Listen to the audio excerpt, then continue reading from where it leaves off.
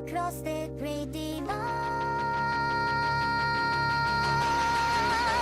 So can we wander for a spell and live in parallel? I wanted to be true to be like you. My heart sings a chorus out of tune, and I could leave it on the shelf or keep it to myself, but nothing could conceal the things I feel. My love, can you teach me to be real?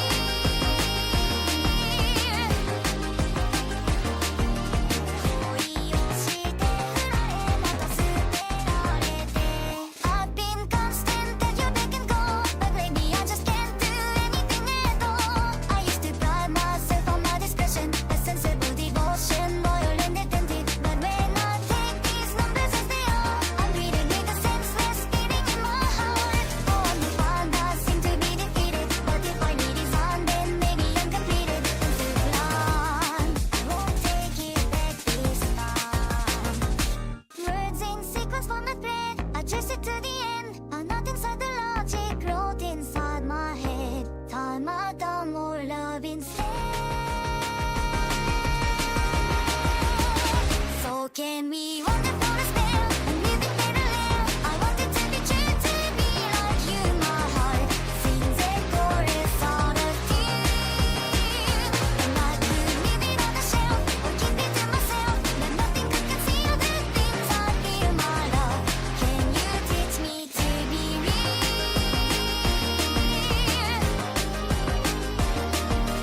泣きたくなってもそれでもかき集め And though I try, I can't reply. It hurts my eyes and I'm without an alibi. 'Cause all this time I've been alive, and all that I could want is to believe by your side. 恋をして Can we wander for a spell and live in parallel? 'Cause now I know it's true, I'll be like you. My heart beats a rhythm just for you, and I could leave it on the shelf or keep it to myself, but nothing could conceal the things I feel. My love, I give you my friendly beer. Do you feel the things I feel? I am definite and real.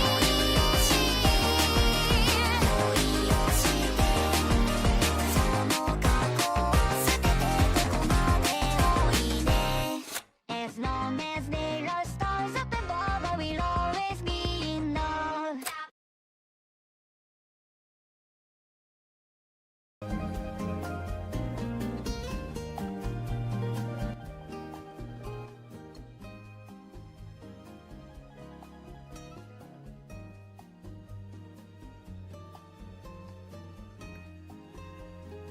Dun dun dun dun.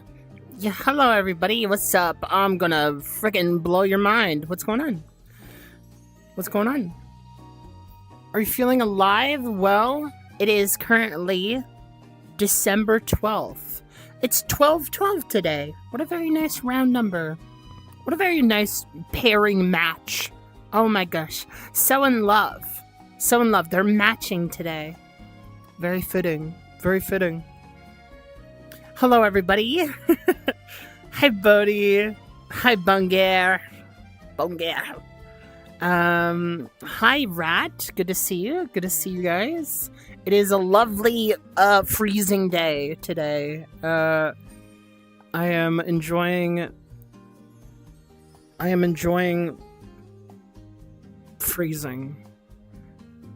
There is something really contrastingly awesome about being inside and realizing that I can look outside and go, wow, I'm glad I'm not in that. But it is like, it's still seeping in. It's still seeping in. I'm still like, at least I'm blanket raccooning right now. I'm like cocooning my blanket tomb. And so that's like pretty nice, you know. I'm going back. I'm going back to like just being all comfy. Although, like, as soon as you go outside of it, then you face real hell. Freezing is dope. Oh god, the prose of that is so... It shouldn't be poetic, but it is. Oh, man. So, today, we're gonna be listening to... me. Just kidding, not yet. Well, first, you guys can see that up there, right? It's gonna be Ethel Cain time. You can read titles. I don't have to say it every time. Some people do that. They want to say the title of the thing that is that they're doing, and I'm just like, oh, I read. Although some people do, they just the permanence of just the object, the thumbnail or whatever. Sometimes that wins out, I guess. Although my thumbnail game isn't gonna shake any foundations or anything. I think the only kind of selling power that I have is that I'm a VTuber girl who listens to music, but very profound.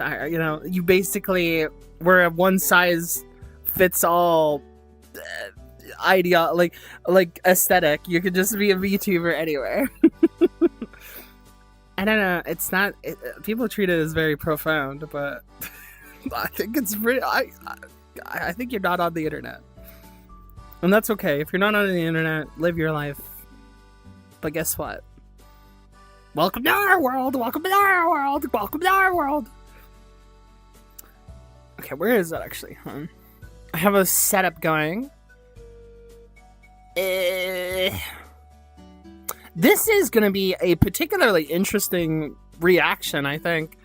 Because, like, the type of music that Ethel Cain makes is it's dark ambient, right? It's like I am feeling woozy and abstract about my feelings. But Ethel Cain, from the small, like, mind you, taken down clips that I've seen her talk about stuff, like books that she loves, and just... of course, the sex video. Of course, the gay sex video. That was very eloquently put. But she's a very thoughtful person. She's incredibly introspective, considerate. I'm really curious about how that emotion, from a personal level, will come on over. I just realized that my setup is all moved around. Hold on, guys. You can see that I'm cut off right now. Wait, why did it move around? Oh, this is pissing me off. Yeah, what the heck? Look at me! Ah! Sorry. I don't mean to scare all of you. But that's just what happens. VTuber in a front of an album cover, peek at thumbnails. I mean, honestly, sometimes simple is a little bit better. I'm not saying that, like, we're not, like, making some, Da Vinci. I ain't Picassoing for you, but I do think, sometimes just the framing and everything itself, sometimes that's really nice. Honestly, even if I look over here, maybe she agrees. Maybe just the aura of someone in the frame, in the center. Maybe that's sometimes enough. It honestly is. Honestly, the color palette, too, is just very beautiful. Hi, Polymer. Welcome in. What is one of your favorite musical lyrical tropes? Probably meta-narrative. I think I've talked about this to people as well. That, like, meta-narrative is just like a soft spot for me. As long as I can kind of have this, like... Because I've listened to so much music, guys. And I've also listened to a lot of people express their personal perspectives and their life stories. The kind of thing that I have is this, like, nerdy love of nerd love. This, like, almost the art form itself is just, like, very profound and such an interesting product of humanity. of let me try and find my emotions by sharing them with all these like lights and blips and cool like soundscapes and stuff. So I think is when the artist like is able to kind of paint like a tapestry, an artifice, but also kind of leak in their personal relationship with it as a commentary on the art form itself. I tend to really like that a lot, and not just like it's not just like any kind of signaling that they like it. It's the real intimacy and even sometimes complicated emotions of being into your art form is really cool. It's how you say it, of course, you know. There's a level of expression and like confronting that topic that can kind of sound a bit disingenuous and cliche, where someone will be like, guys, I'm an artist and this is hard. I'm not necessarily into that. Obviously, when like artists like want to write about art, it's hard when like you're touring or you're constantly in it. So they'll just talk about touring or some bullshit like that. I don't really care about that kind of topic, but I think just like the overly metaphoric romantic relationship with like the art form and just the complexities of that, I tend to really like a lot. That's a big love for me. Just the whole like, is it real? Am I real thing? You know, I don't know. Something in regards to identity and then also hobby is just something to experience. And I guess it's just kind of like a really cool way to kind of bring you closer to the artist. I don't know. Whatever. It's a soft spot. Either way, there's my answer. So I think for the aloha, by the way, I just realized that you said aloha. The pros and cons of freezing. It's flipping cool. Cons? Really nothing? That's so stupid. That's so dumb. Hey, Vsauce. Michael, are you real? Wait, well, no, what's the Vsauce? Where are your fingers? Like, dude, I love that one. That one makes me laugh so much. Or what was it? It was when Vsauce like comes onto the screen and bro was just like talking about the little sparkles in Mario Galaxy and how it spells out, "You are Mr. Gay." And then he just goes, Mario! So fucking awesome, man. I hope he's doing well. I hope Vsauce is doing well. I don't know too much about him. Not too much of his advocacy, maybe, you know, in the wake of all the stuff that I've learned, you know, this year alone. But, you know, I hope he's doing well, you know? All the best. Hi, Syrup Waterfalls. Ethel Cain is the best artist of this generation. Okay, love you for this. I don't know you. Bye.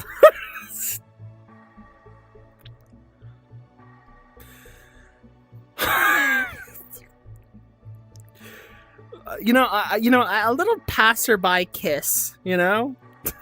A little passerby, and then like they ran away. And, you know, it's kind of like a Comic-Con, right? You like you meet someone there, and then they're just like, yeah, you know what? I love your outfit. Thanks so much. And then there you go. All right, thank you. The big entrance, big exit. Goodbye. Glad you could talk at me and not talk with me. I am a streamer after all. There's a lot of people who come in here who are just like talking at me, dog. I just the relationship of it, you know. Most of my favorite albums are about art. It's true. that you got yourself a true there. At least most of mine. Maybe like when it comes to music, you know, like I think there's some really cool stuff that just people can say about the lifestyle and stuff. You know, honestly, here, let me indulge in this topic a little bit, but I've been talking to artists lately. I will not say which ones, but I've been talking to artists, and I've been just kind of asking them, and I want to ask this to you guys as well. What would you guys say, either as non-artist or as lovers of the art form? What is the best way that you get better at loving music, or about like expressing your love for music, or making music? I want to see what all of you guys have to say about it, because I think that the answers that like come up for, you know, the thing that we're indulging in, maybe people don't even love music so much as in the culture, but they love Ethel Cain and they want to be like, best in the generation, bye. You know, maybe there's some people like that. No, honestly, they probably still love music. I just wanted to slander really, but I can tunnel vision. We don't know these people. So we don't know who this person is. They literally said it. I don't know you, bye. But, you know, let's just say, for preface, you know, there's some people who are like the one type artist, and that's it.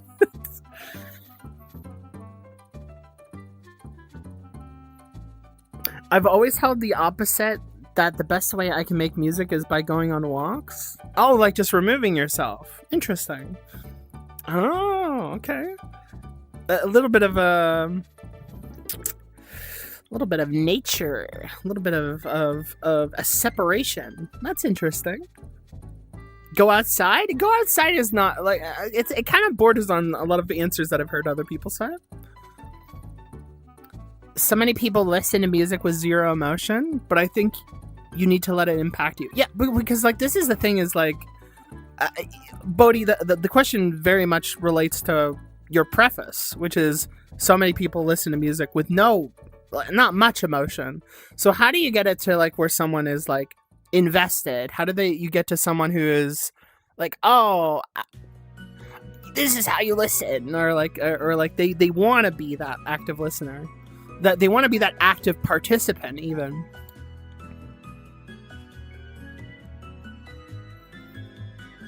Letting you actually feel. I think like there's a lot of things to consider. So it's a really kind of big question. This is not like a question to necessarily like give you a whole spiel, although I could.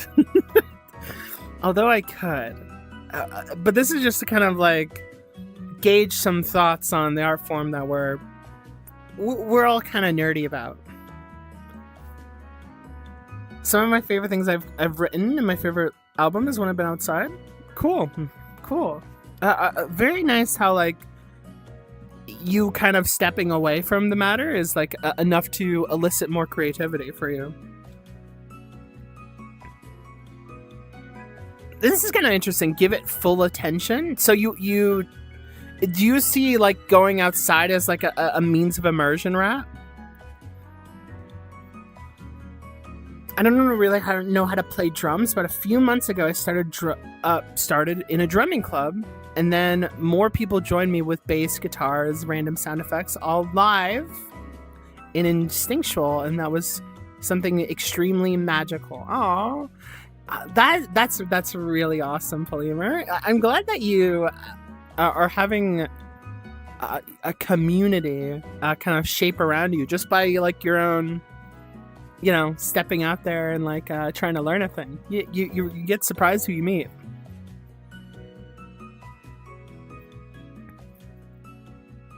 I think another way to help people get invested is to put a story behind it. I would say that's a really big one. So like one thing that I consider. Oh wait, this song is way too jovial. Hold on. Here, let me change it. I'm gonna change this one. Oh, Gelada Beach. Okay, but I do think the variables of like a story, something to make somebody intimate with the work, for sure. I think as an ethos, if we were to be as broad as possible, I think that's what I would call it. Also, by the way, I almost forgot to say this.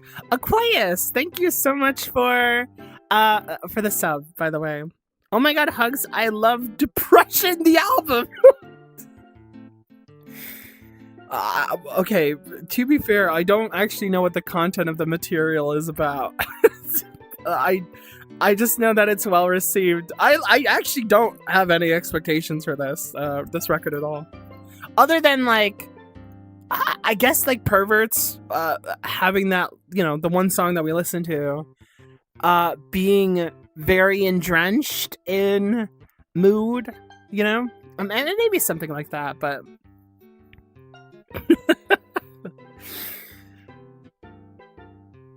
Creating art can cultivate such a wholesome community.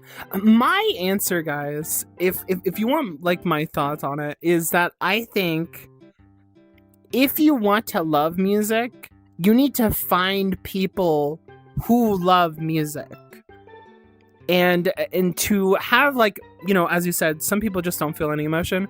There's some level of accountability that you have towards pretty much any topic, which is, you know, to remain open, to remain engaged, and to have some level of faith. And this word's going to sound harsh, but vulnerability towards the topic. I think, like, some people need to concede that they don't know everything about it. Some people want to justify their disinterest in a topic with, like, these uneducated, weird judgments and stereotypes that, like, may seem like a pretty good rejection about those who are, like, personally into it. And sometimes they can create a narrative about, like, those who are biased for it for some reason, and then those who are not into it being, like, awakened or something. So I feel like if you're going in with the conception that you know pretty much everything there is to know about music before you get into music, you're probably gonna fuck up. That is, like, what I think. And then also another thing is, I think that the community aspect that, like, even, you know, Polymer was bringing up is, like, going to learn about drums and then trying to talk to people who are into it. That is also ties into people who love music. Like, why would you get into a topic if you're not engaged with the community around it? Who are you really engaging with? And a lot of people might go into it because they're like, they see a monetary gateway, and that's, like, kind of enough. But I think, like, you're not going to get good at music, you're not going to get great at music, and you're certainly not going to really like doing it if you are not subsumed and immersed in a culture that, like, really likes talking about it. You know what I mean?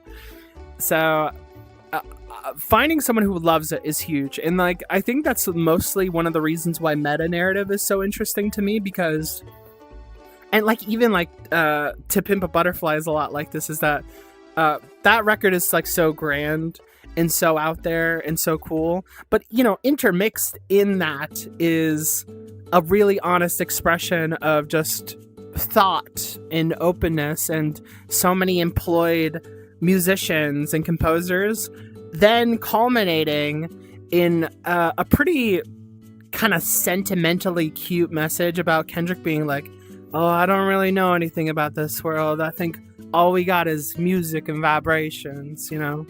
I go on the mic and I don't know what I be putting out sometimes. It trip me out, you know? And just kind of finding this, like, big payoff being someone's personal love, even their inspiration offered a kind of, like, cultural togetherness that's happened, like, from the inspiration of Tupac to then Kendrick, is, I think, a really cool way to try and see what the art form has offered people. If you want to, like, see someone passionate about something, you want to kind of be passionate about it too, right?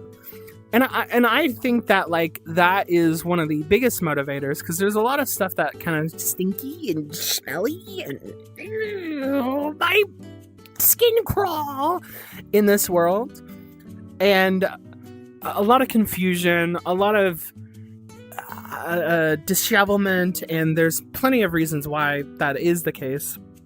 But they're so hard to tack on and to deal with. And I think when people have these moments of, I want to escape, I want to go into something, I want to learn about a thing that may seem indirect, I think that like you may find yourself surprised about the next venture of inspiration or interest that you're actually into.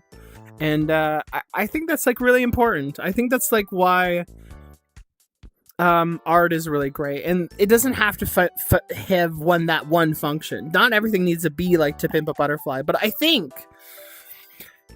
for people who are like super avid, super into it, they want those kind of like discussions about it, and that doesn't have to look like Kendrick. That doesn't have to look like a big conceptual narrative record or whatever. But I do think like understanding that big line of understanding why people love it in the first place will make you want to be into it as well. You know, I think people misunderstand how much we want to tag along on stuff, you know. A butterfly effect, a butterfly effect for T-Pab. That's very funny. I guess that's, you know, my bias shows for at least T-Pab, because, you know, that was the record that I think, whoosh, you know, that really got me.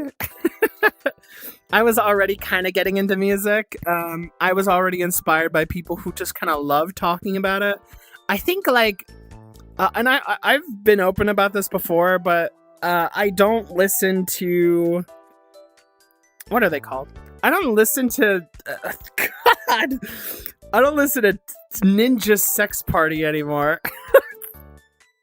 I used to be a big Game Grumps fan, and I remember just a little write-up that they had about like Wish You Were Here and what Wish You Were Here meant to them, like that cover that they did. And then I thought that was very beautiful, and like as much as that was like very small, I then like went on to something that really exemplified that love even more, like tenfold, with like T-Pab, right? And the whole relationship with the world, and like, oh my God, really was really changed a lot. So that's like my answer. Community, like if you really want to get good at music, talk to people who like music, who really want to like make stuff as well. Like get yourself a little pool of competition, you know, that's healthy and cool. You always have your people that you don't know who inspire you. But try to find the people who want to push you on as well, right?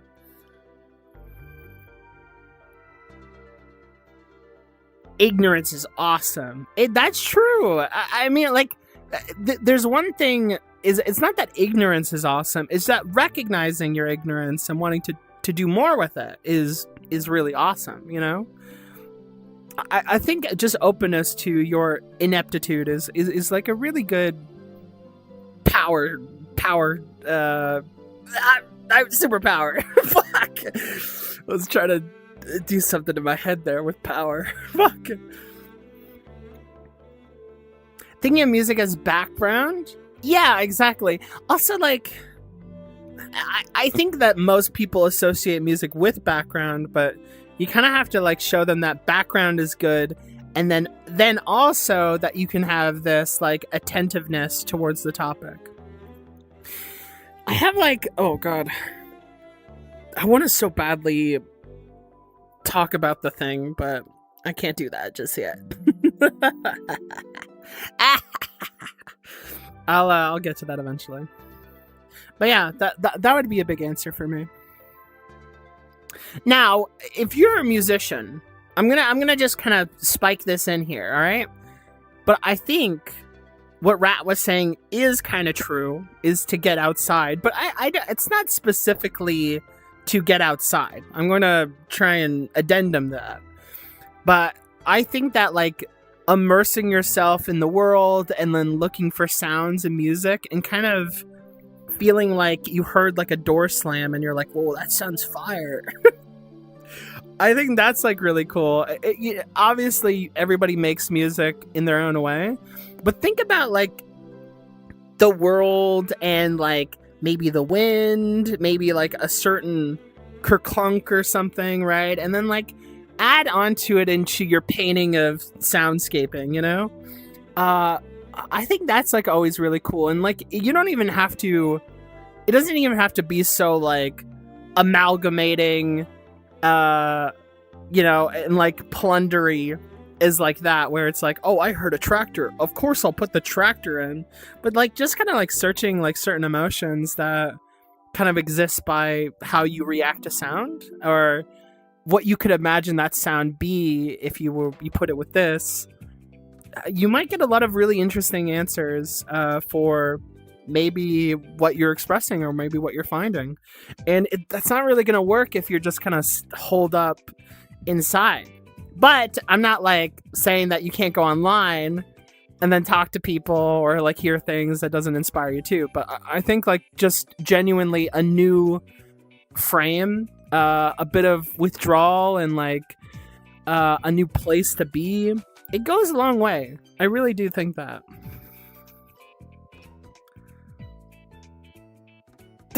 You weren't even thinking of it? That's awesome, buddy. I snatched it then. I snatched it for you. I got that one. The butterfly effect. Yeah.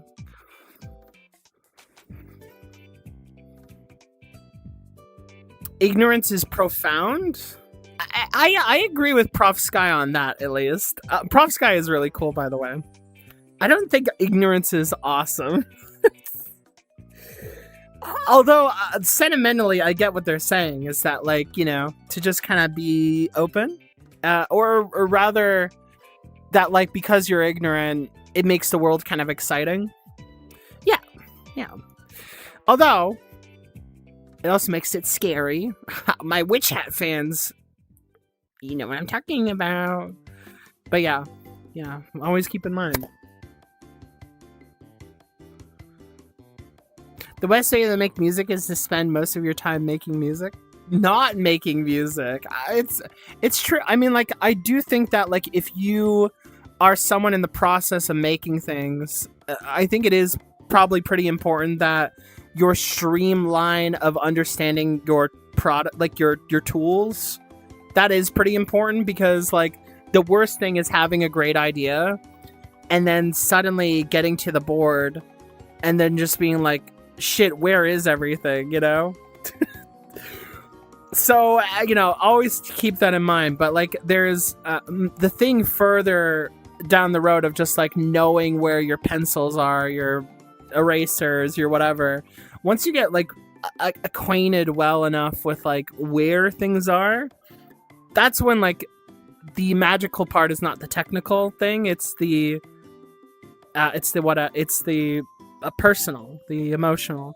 And then also, of course, like, you know, listening to other music is like a great form of inspiration, right? Which, like, ties into my whole thing. Oh, Rugio mentality. It's true.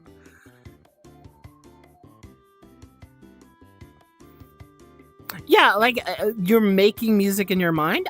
I see that phrase, Bodhi, as, like, basically just always kind of feeling like you're living in it, in music, than anything. It's not even like that you're making music, but, like, you are constantly being creative. And so, like, in a way, yeah, you are, like, creating music while you're on the fly. As long as you can do stuff like that, you'll find yourself with a lot of success, I think.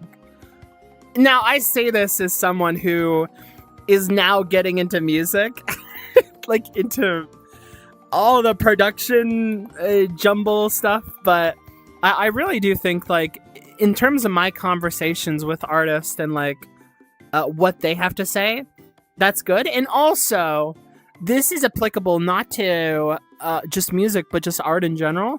You guys gotta give up on knowing what, like, saying that a project is done at, like, XYZ.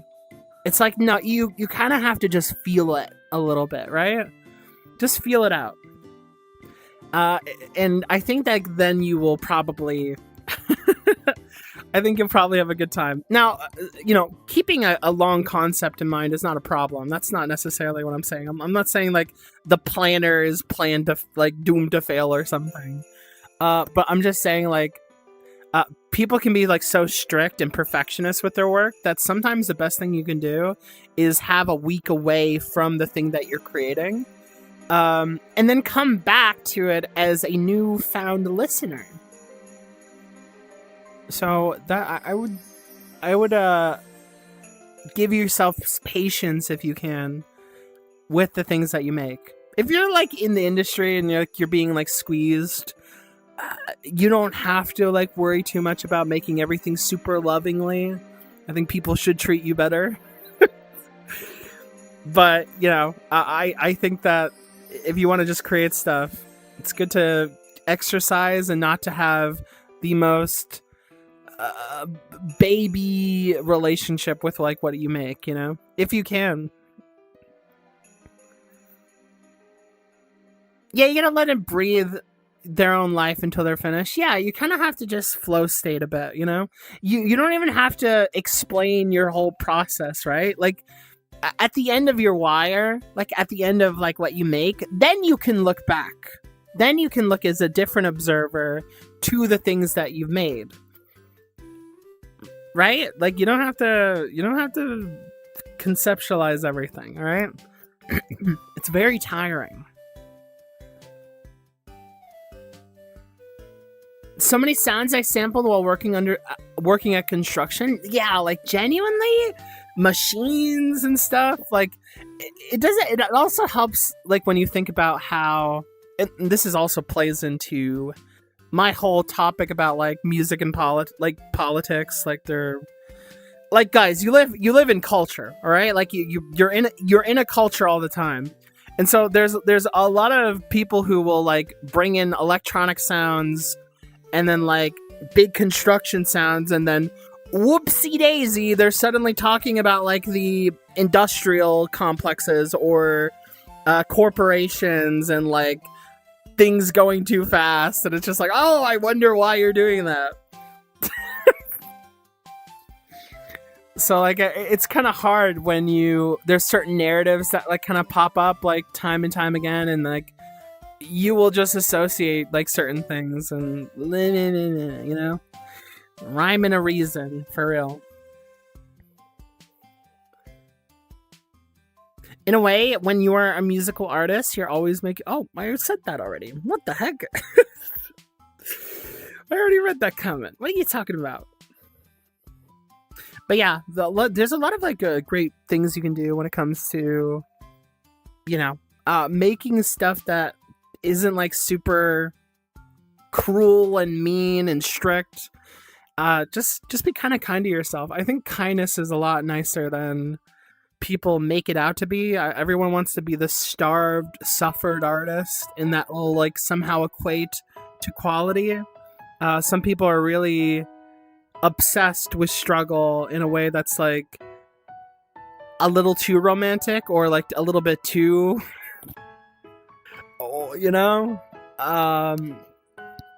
but on my firm belief, I think like we're all kind of working hard. That will just come naturally. You don't need to like suddenly pile on these things or whatever. I will refine myself. Like, it's okay.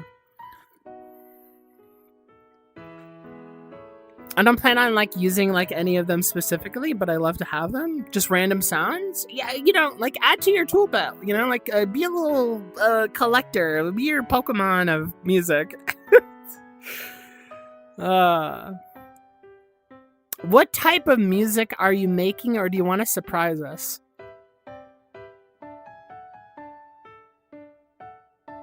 I will let you guys guess. Hold on, I gotta move my things around. You guys can guess what it is that I'm making. I would be really curious. Like, what do you think, like, the vibe that I would go for is? Like, what kind of... what kind of things would I personally make? You know, go ahead. I'm the most curious about it because guess what, guys? I'm not gonna tell you. So you guys go ahead and theorize to yourselves. I ain't gonna say anything. I do want to surprise you guys. Hi, Chill. Welcome in, Finn. Allows me to look back at my life. Nice rap. Very good. Nerd? Wait, definitely nerdcore? Okay. Nerdcore is interesting. Like a nerd versus geek type. Oh, wow, you got me. It's like the Rhett and Link sketch, the nerd versus the geek or whatever. Oh my god. I second Minecraft parodies.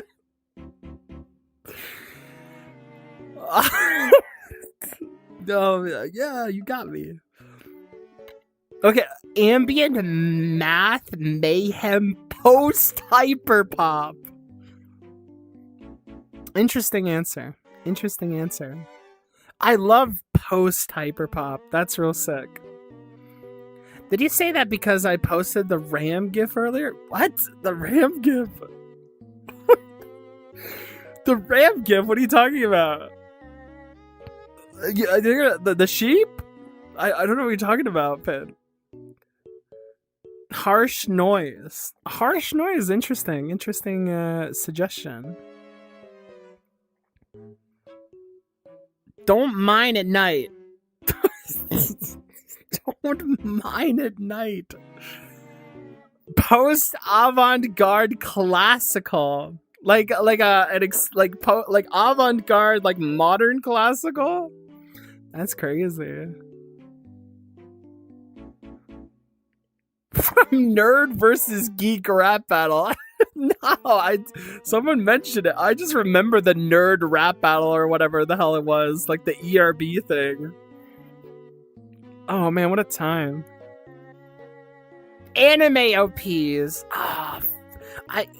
When you say anime OPs, do you just mean J-pop? What are you talking about?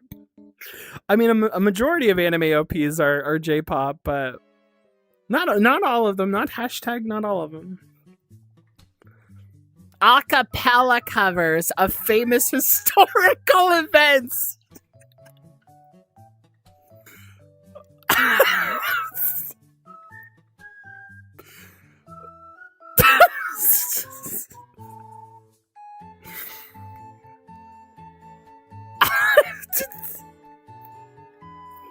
Oh shit.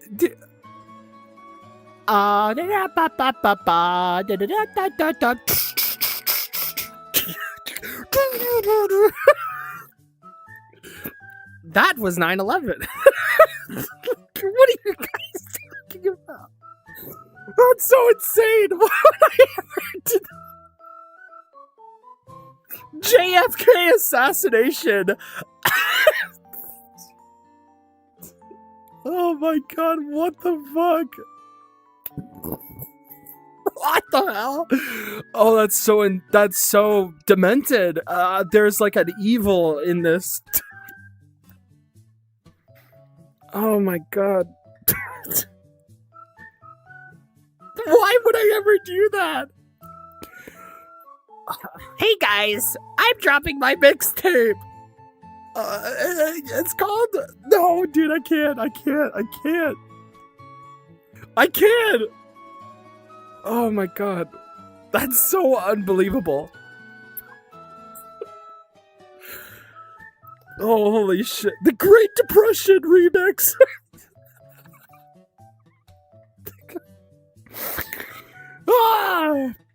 Julius Caesar. Hard rock cover. Oh, holy fuck. That was... Oh, holy... That's a gold mine. Who someone... Oh, we definitely need to make that. Holy shit. Okay, thank you for the question, Finn. So, I've been pretty busy this week, a lot more than I thought I would.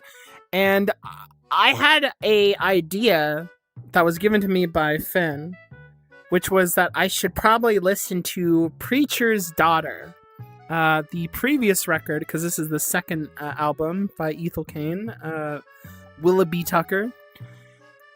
But I ended up not doing that. I just didn't really have enough time. I didn't feel like I could give it the attention it needed, and also to talk about it here. So I felt like, if anything, I can just kind of preface that here. So here's your preface.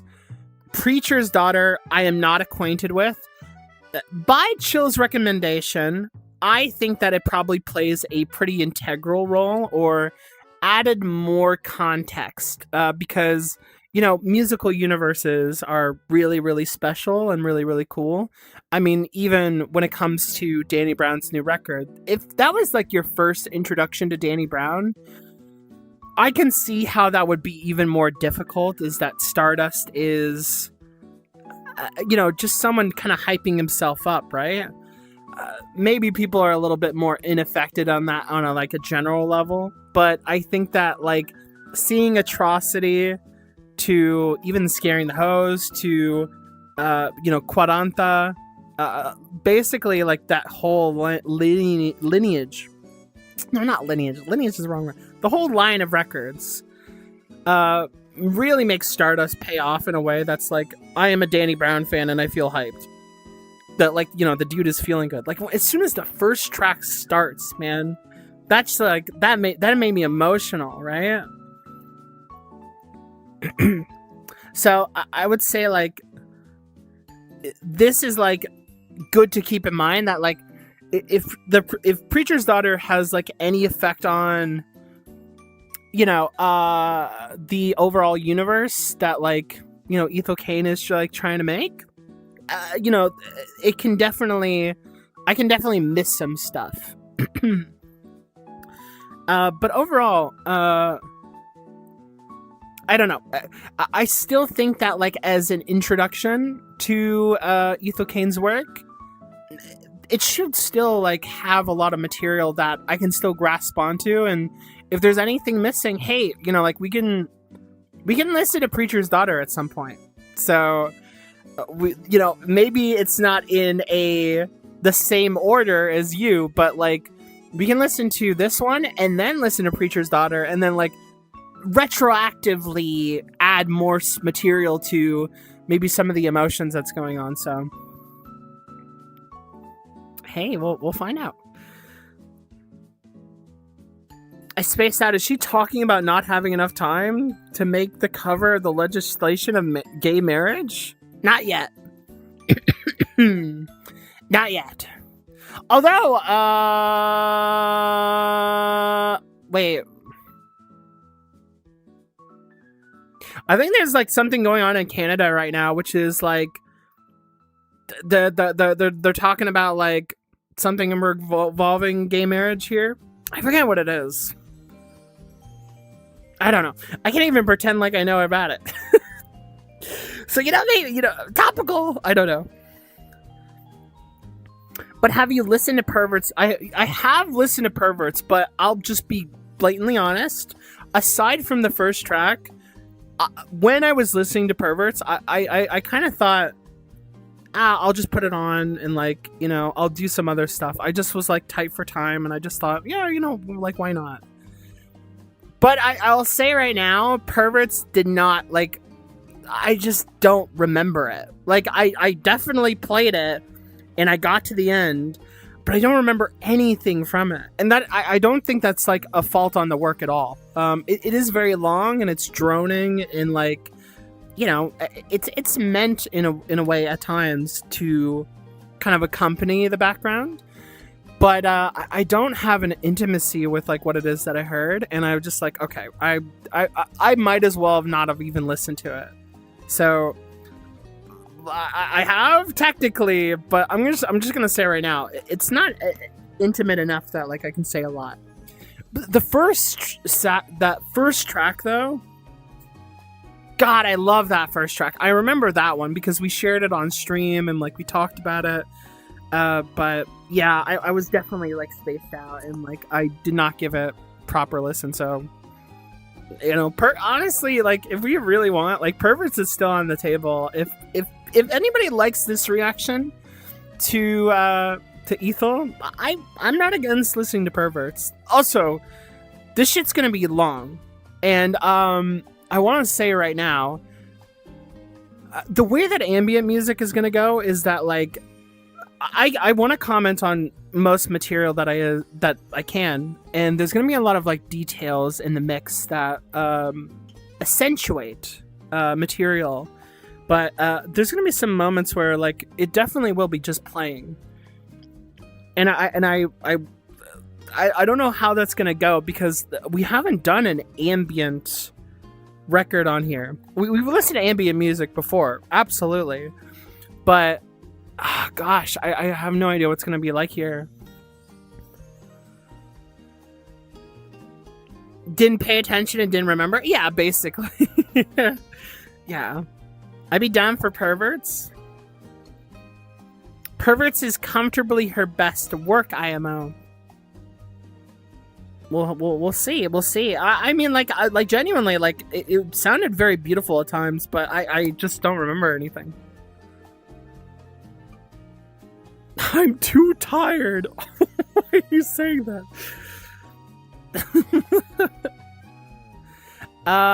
Yeah, but yeah. That's like my take on that,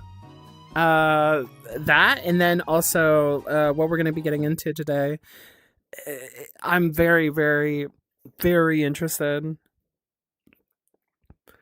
Dog, I'm so tired. I have amnesia. I don't have amnesia. I don't. I don't. Also, by the way, guys, I thought I would say this. I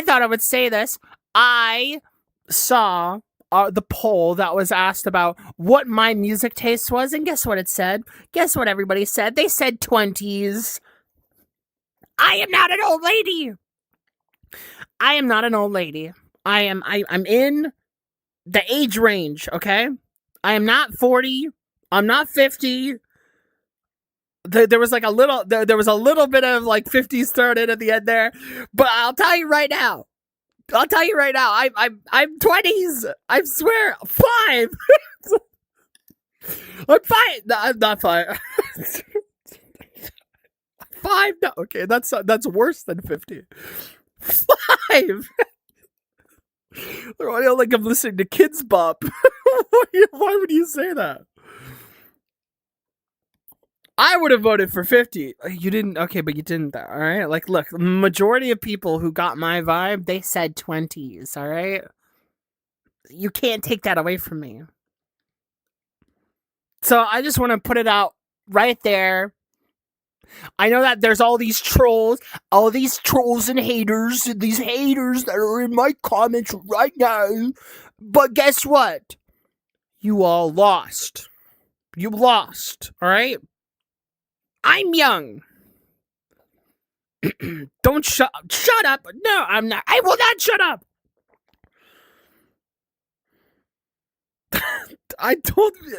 Spotify told you were 6. Don't listen to Israel, dude. It's okay. Girl, don't listen to Israel. It's all right. Majority of people are liars. Your cynicism showing. All right. As soon as like you're wrong, it's like, oh no. Whatever. Are you trying to say that you're a liar, Chill? See, doesn't work now, does it? Doesn't work so well now, does it? Wow. Na boo boo.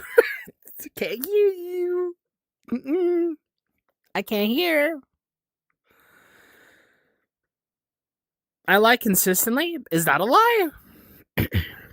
See what the levels, the levels there. All right, so we're gonna get into it. It's time to get into this little listen. I gotta move this actually. Wait, hold on. It's like you guys can't see it, but it's like right over here, my screen. Well, listen. Boop. Yeah. Okay.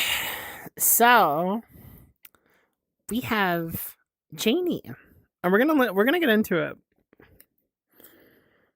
Due to the accentuated circumstances she is under, she's tired as fuck. What are you talking about?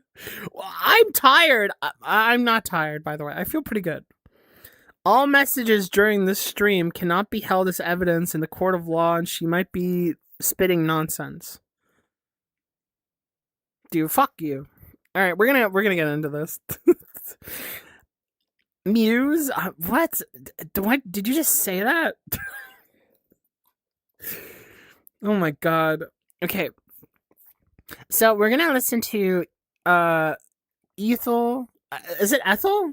Oh god, here we go. But we're gonna be listening to her record here, and the first song is Janie. Anyway, what did you say fuck me for? You said I was spitting nonsense. Anyways, we're gonna go on. I am 20s. Yeah, Ethel, not Ethel. Ethel. Oh god, which one is which? Oh god.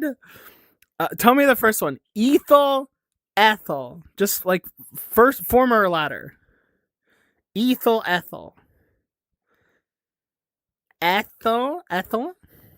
Ethel Cain? I got the Cain part. I think I got that. 2? Okay. Ethel. Ethel.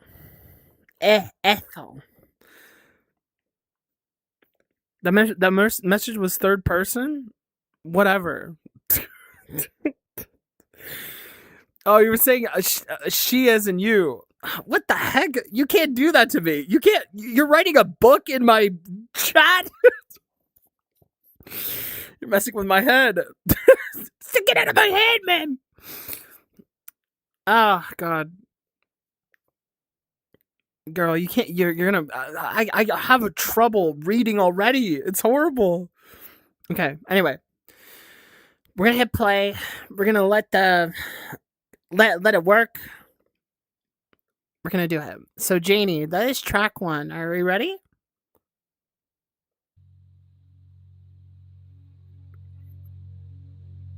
We're already in a room. The fan is on, kind of thing. Oh, here we go. Very nice.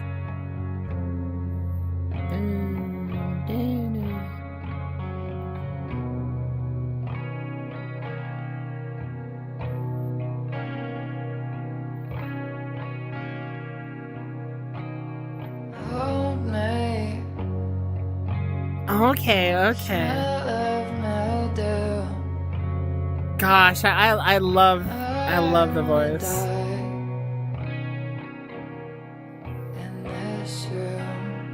I want to die in this room. Man, that's a really cold open. Oh God. Just by nature. Man, just the easy to blame. Easy to hate, easy to blame. Flush? Down. Come on, hurt me. Wow, I still shake just by nature. Oh, wow.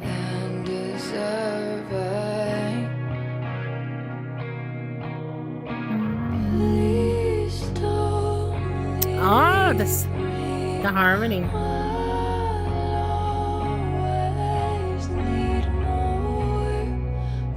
A little bit of an emphasis there. Bold text, you know? I always love it when voices double, too. The emotion really coming in.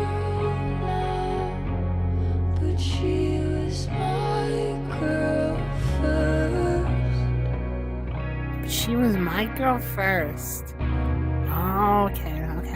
She was my girl first. Oh, there you go. There you go. A little bit of.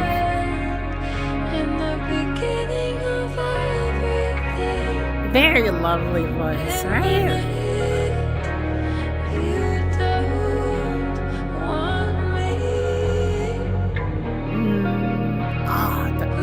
I always love such very simple phrases, right?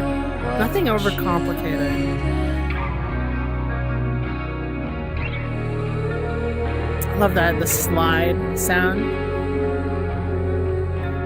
Let it echo out.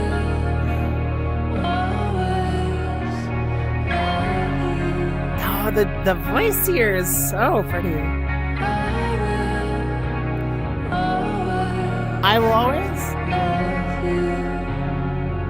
Yeah. Okay.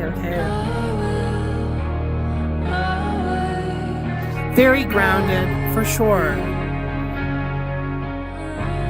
You could 100% read that as a bisexual line. Yeah, absolutely right.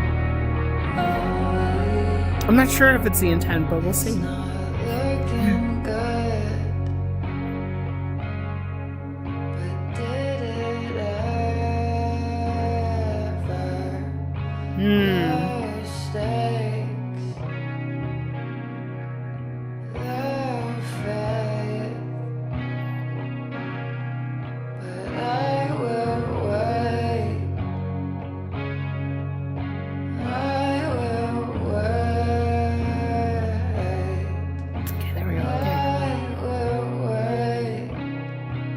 I will wait. Just kind of being kind of on standby, right? That's kind of like a big emotional loneliness, is feeling like you're unparticipating.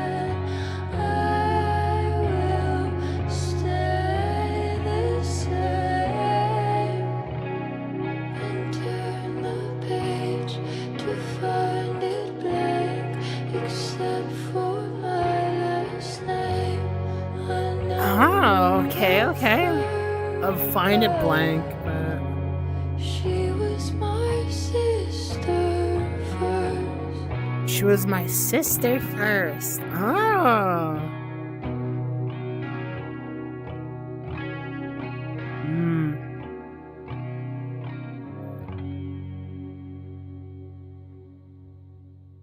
That was, in Chill's word, that was a very warm blanket.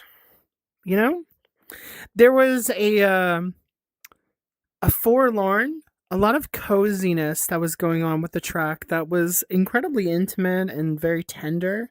Nothing really crescendoed in any profound way. The emotions kind of just they billowed, and then they descended very, very much as it was like kind of like a easy step. It's like from up to down and then down again. You know, like it's very, very, very uncomplicated in what it's trying to convey.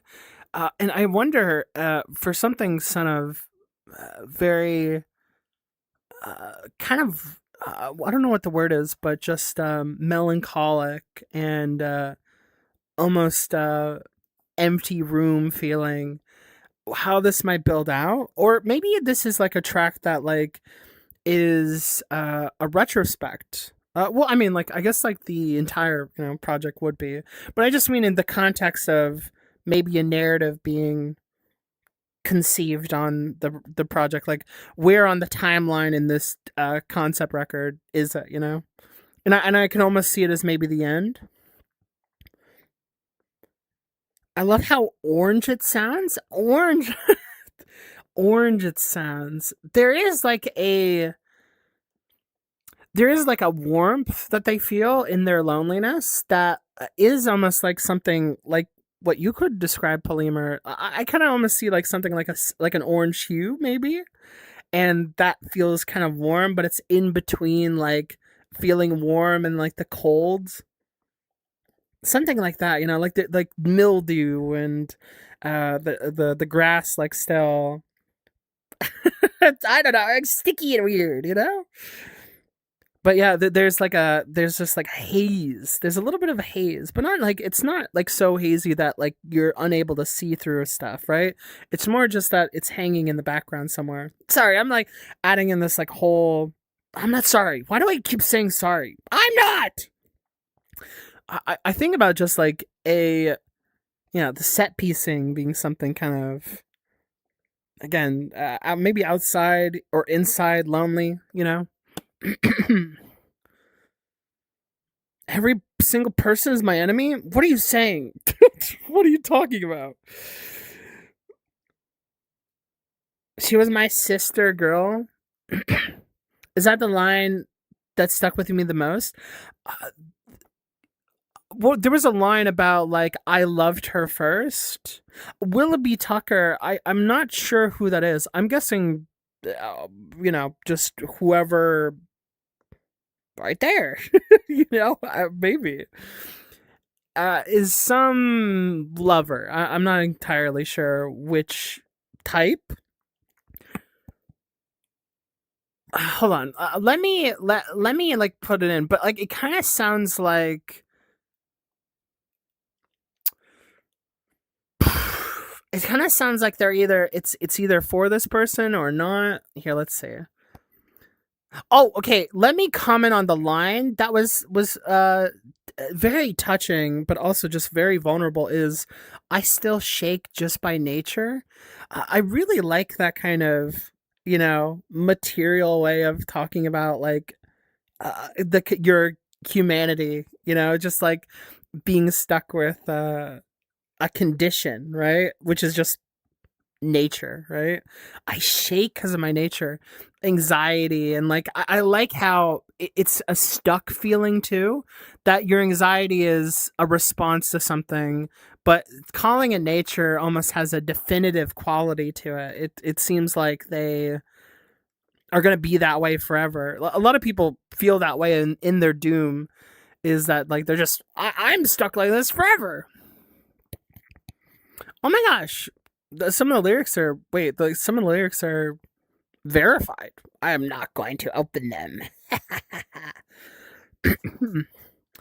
But yeah, that is very, very it's a really great phrase right at the beginning, especially of like the line of I want to die in this room.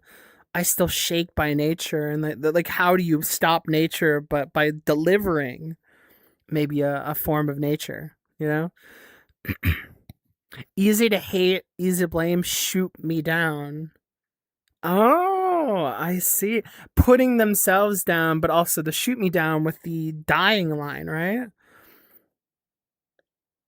The come on, hurt me. I'm wide open and deserving. Ugh, gosh, that is I hate artists. Comments from artists. No, no, no, no, no, no, no, no, no. Look, no, I just like look. I am curious what they have to say about their own work, but we don't have to deal with that right now. All right.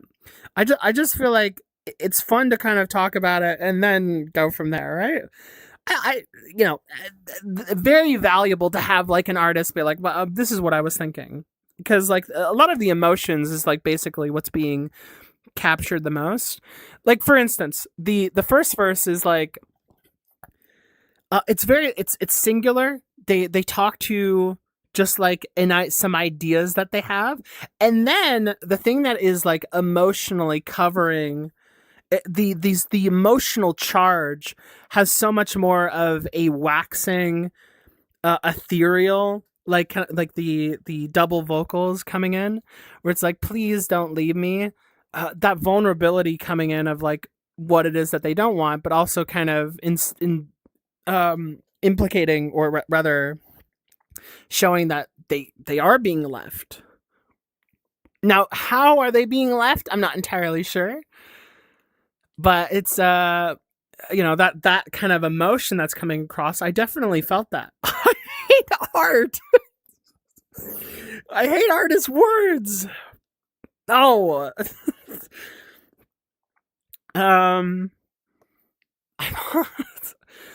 I'll always need more. Please open your most quiet door. I know she's your girl now, but she was my girl first. She was my girl first. Oh, wow. See, now, I think you could read this as a byline.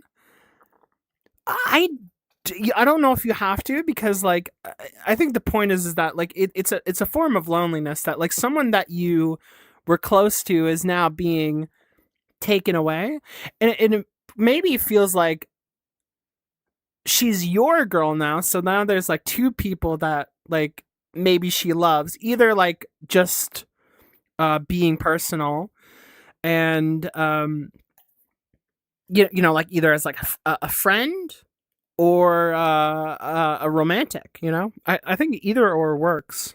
But like the point is like, yeah, it's over. I can see the end in the beginning of everything. Very chunky line, you know? I was not saying shout out bisexuals for the line specifically, just in general. Ethel Cain is bisexual. Cool. Very cool. But regardless, yeah, I could kind of read it that way, in a way. But I'm not sure yet. Just it's the she's your girl now. Is that Willoughby Tucker that like she's talking to? I have to imagine, right? Because like the line that is about Willoughby Tucker, it shows up on this, you know, this part of the verse, right? No, sorry, the bridge, I guess you could say. I will always love you, you know? See everything in the end of the beginning? Just very more destructive lines. The world's over, you know? In it, you don't want me. Oh, kind of like that predictive, like the self-fulfilling prophecy, and also just like trying to hold on to something of being right. It's very, very much like that. Also, hi, Chisandy. I don't know if I said that. Just stopping to say hi. Have a good stream. Oh, thank you very much. Thank you very much. I hope you are well too. It's such a beautiful album. You'll love it. Oh, we'll see. we'll see. I think this first part is very, very, very like no, not dreamy. Dreamy is like so much of a catch-all word that people use, but I think like there is something very lullaby-esque about it. Something very sleepy about the track. There's kind of a lull, and it just kind of is very contemplative. Not like anything daring. Again, nothing jumps out of you to kind of whisk you away like a pop-up notification. Just things kind of flow at a very steady pace, like the entire time. Even like when water maybe blurbs or rushes a bit, that can still be tangible and controllable. And like that's what the track feels like in their despair, I suppose. It's not looking good, but did it ever? Low stakes, low faith, but I will wait. It's interesting, like how. Okay, so if this is like about someone, like, you know, losing a friend maybe, and then like losing, or either losing two lovers because they are dating each other or something, or it's probably like, you know, you've been taken by someone and like we can't, you know, I am not yours. So like in this like kind of defeat, they kind of want to see how much they can suffer, which would like tie into like the first line is like, but like regardless, they're just kind of obsessing over it, right? The I will always love you. I think that's like really important too, is that they're talking about like the end and the beginning, right? But that line of end and beginning, it's such like an oxymoron to a word of like always, you know, the always, a perpetual, an infinite, you know? And so like they have a stuck mentality in the same way that like the stuck mentality speaks about nature and everything, right? Oh yeah. Like we're feeling really iced. we're feeling really iced right now. Yeah. Play pretend I won't watch you leaving. Like she already believes the relationship will crash and burn even when things are good. Very pessimistic. Oh, I will play pretend like I won't watch you leaving. They want, yeah, like it's that's a line that just makes it feel like they feel confirmed or warm about their loneliness and their forgetful, like being forgotten sense, you know. And yeah, again, it's the prophecy constantly happening, right? There's just people who, God, they in themselves they feel so important, but they'll romanticize what it is that they don't have, and like a love of theirs that's not theirs, that isn't reciprocated in the exact same way, and they'll just kind of like love to feel bad because it feels better than like, you know, moving on. Some people just hate that, like the idea of moving on. It feels like defeat.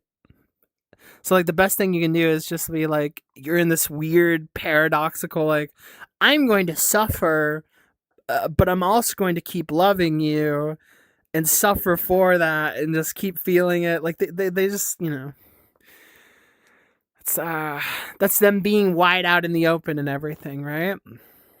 Also, the wide out in the open is also them saying like the play pretend, and then kind of literally watching things happen while still wanting to be seen. Like the reason why they'll play pretend and then like they won't watch them leaving is because they're literally out there hoping to be seen in their loneliness and then validated or fixed or whatever, you know. It's just like I'm my life. I'm poisoned.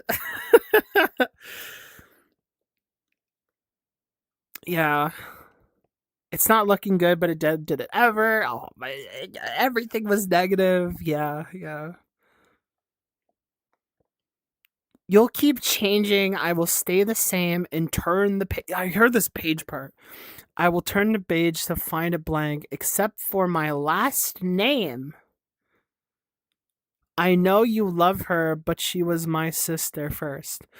The sister part, maybe not so much of a bi part, but like, you know, obviously, that can be a masking word, you know.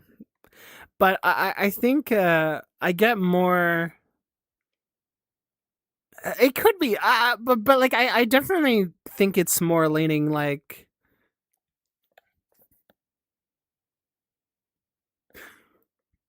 I think it's like probably more leaning into like, you know, Willoughby Tucker. This was like my best friend, and like now you're dating my best friend or something. My sister. Maybe dating her literal sister. I don't know like what her family looks like, her blood relations look like, but yeah, I guess that's the struggle of like being so close to someone, knowing them, and then not being the one picked. I think of sister as a religious reference. Oh, religious reference. Maybe I definitely see it as like kind of it could be probably spiritual. It's hard to know. It's hard to know, but you know, again, we know what the sentimentality is overall. That's like the most important part. Romanticizing your melancholy for sure. That's why like this song sounds so sad and warm at the same time because they kind of like love hate it. Yeah. Interesting opening. I think like in terms of like again instrumentally and like mixing wise, nothing really crazy. It's this is like very just like fine. I think like a lot of the emotions are very raw and like authentic, and they come across very well too. Uh, the interesting part is to see how like maybe this like will reflect or contrast the rest of the material. Then this might be even more bolstered as we go on. But something to keep in mind. This is our intro, so Yeah. All right. Let's get into the next part. Also, the line about the page part. I just see that as very much like turning the page and being like, oh, I see it empty, except me, my last name. Let's see the artist's words. No, no. I think it's fine that we don't know right now. Okay, let's just interpret. I like to kind of remain unlike what would I call it? I like to remain uninfluenced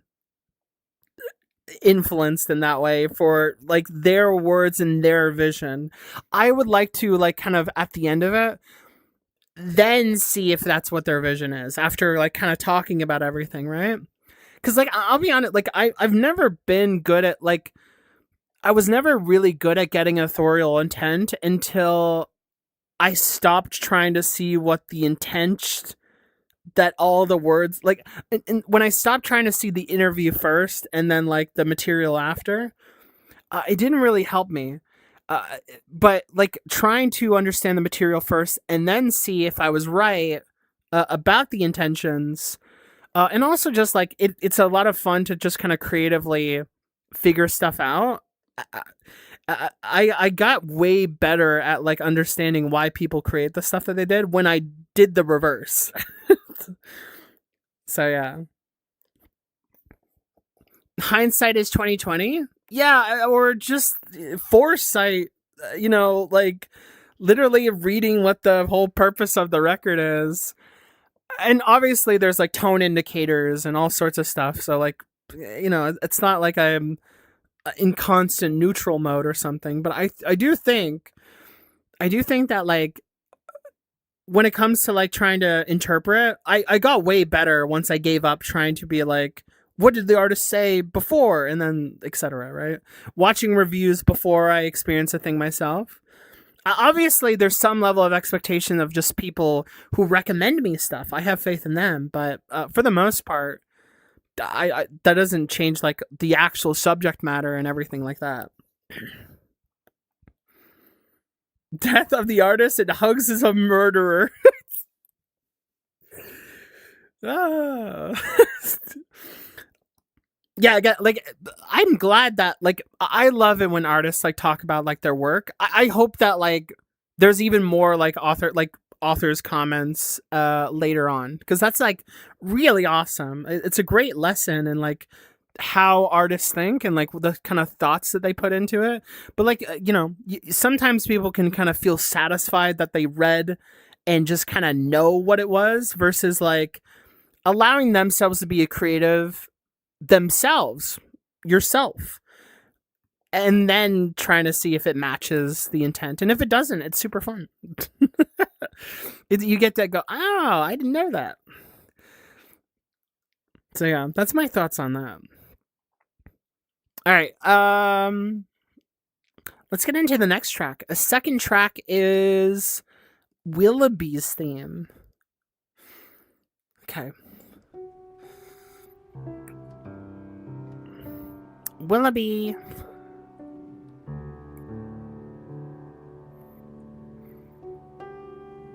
It's mostly projection, yeah. Track 2. Shut up. You didn't say.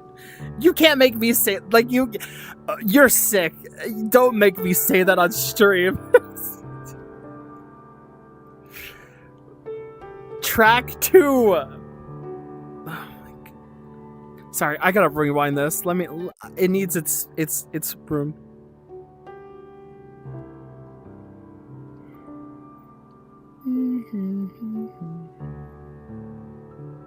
Oh, so gentle.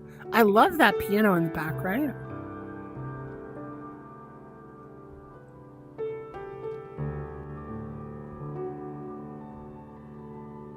Oh, wow. I love the dynamics there. Ooh. The resonance of that. Isn't that good? It has a very much of a ripple effect. A tiny bit of tremble.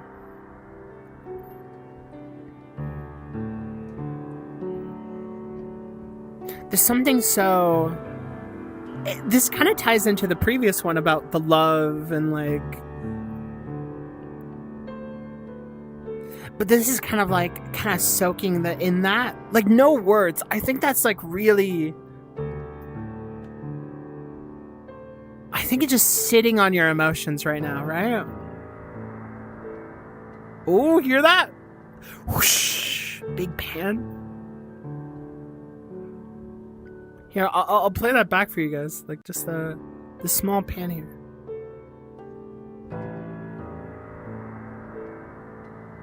Ah, tiny... Again, tiny, like, echoes and stuff. Really good.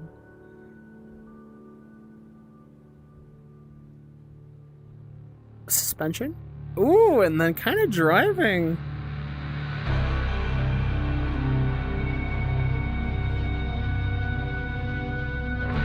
Oh, shit.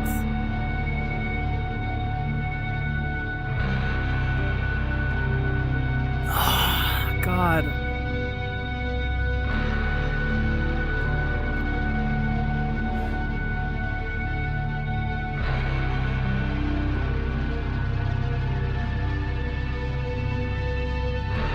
It's kind of like any sort of sinister dark.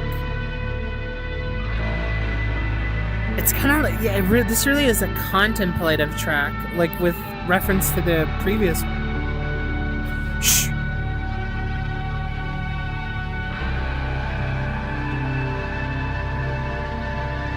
Oh, I kind of like that it works like a whale, doesn't it now? Wow. Phil Elverum? Interesting comparison.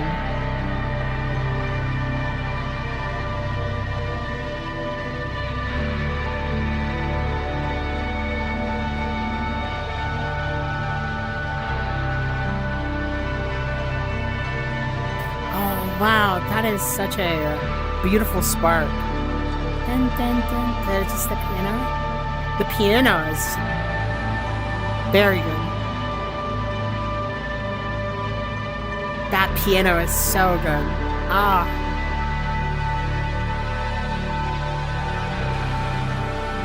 Such a roar, you know? Whoa.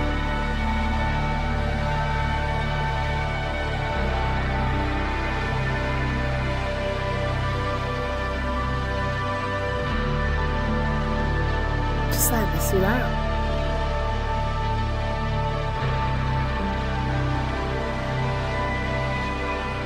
God, I love.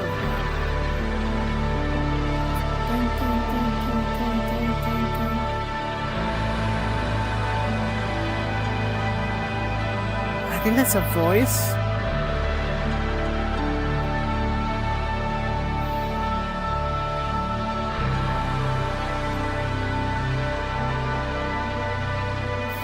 Wow. Big ocean, big movement.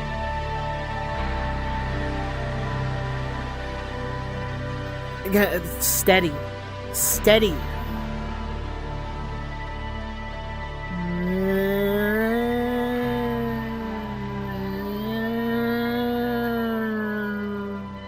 It almost has like an alarm-like quality to it as well.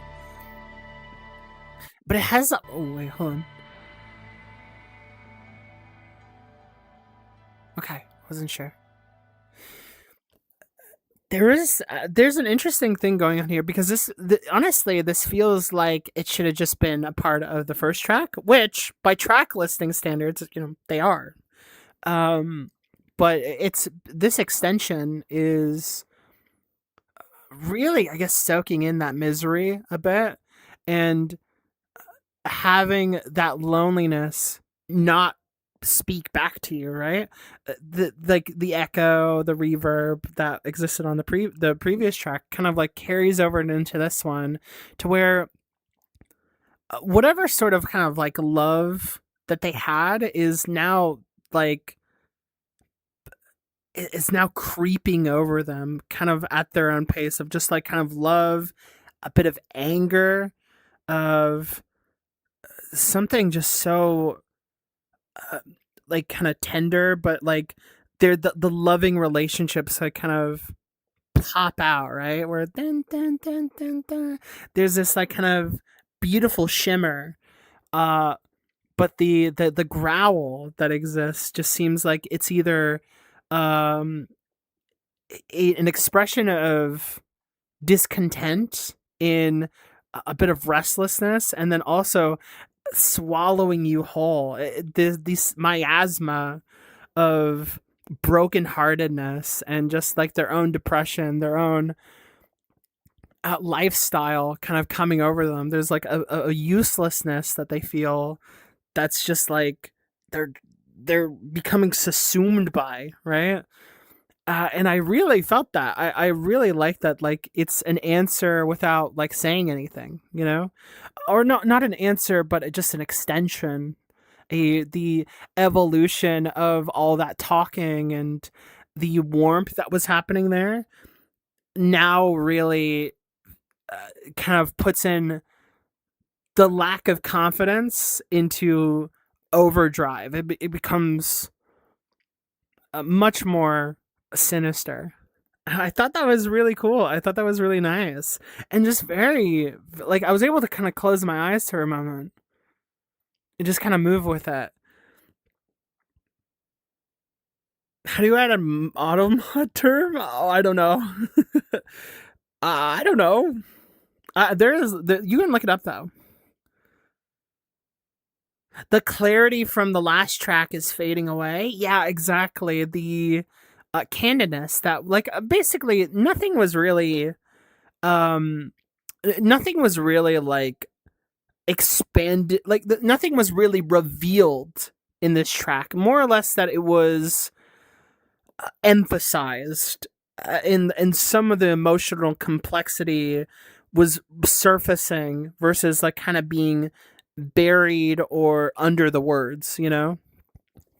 It's kind of like being able to kind of say that you're really sad while being unable to get out the other stuff. And like as we sat there and like kind of just rested, all of that kind of came up. The fact that like again, no speaking, right? You could only be left with your emotions. What is allowed? No! Oh my god, why did you say it again? Stop! Oh my god. Whatever. But yeah, very pretty. Not really much to say either. But just like no, like the alarm like part of it is I guess like their own personal like constructed demise overhead, right? Like if you feel like your world is like truly over, of course there's like a steady alarm in your head that like it's not like so rapid, but it's just like so prominent and it's so like wavy and just like grindy, you know? It's kind of like again, it's more like a void grabbing them like at their heels than it is like something overhead screaming and like they don't know where to go, right? It's just like it's on them. So there was kind of like that the symbiotic relationship that was going on even with like the music there was like very, very well pronounced, I think. 4 minutes and 44-second interlude, actually. By my calculations. Whatever, dog. But yeah, very, very, very well done. I really, really like that a lot. I think like I like that. I can't. I mean, I need one and the other. You know, it was very well married at this point. But now, like, I'm curious where we're gonna go. Like, what's the next rise, right? I guess we'll find out. All right, track. What was it? It's called "Fuck Me Eyes." Oh, okay. That's a lot more stark than the name. And Willoughby's theme too. Like I didn't say this, but it was called Willoughby's theme because they're thinking about that. Yeah, I don't know. It's pretty obvious, but I'll say it. Okay, fuck me eyes. Let's go. Track 3. Just track 3, not.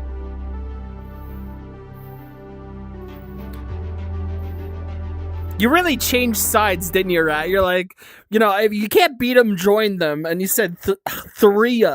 Is it disgusting?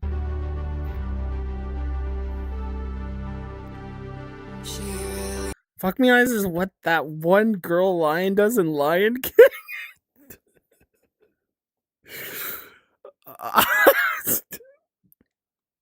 Oh my god, the furry awakening. Oh my god, that's true. It's so stupid though. Why'd you say that? Okay, I need a block in. Hold on. Stupid. This is a very pretty opening.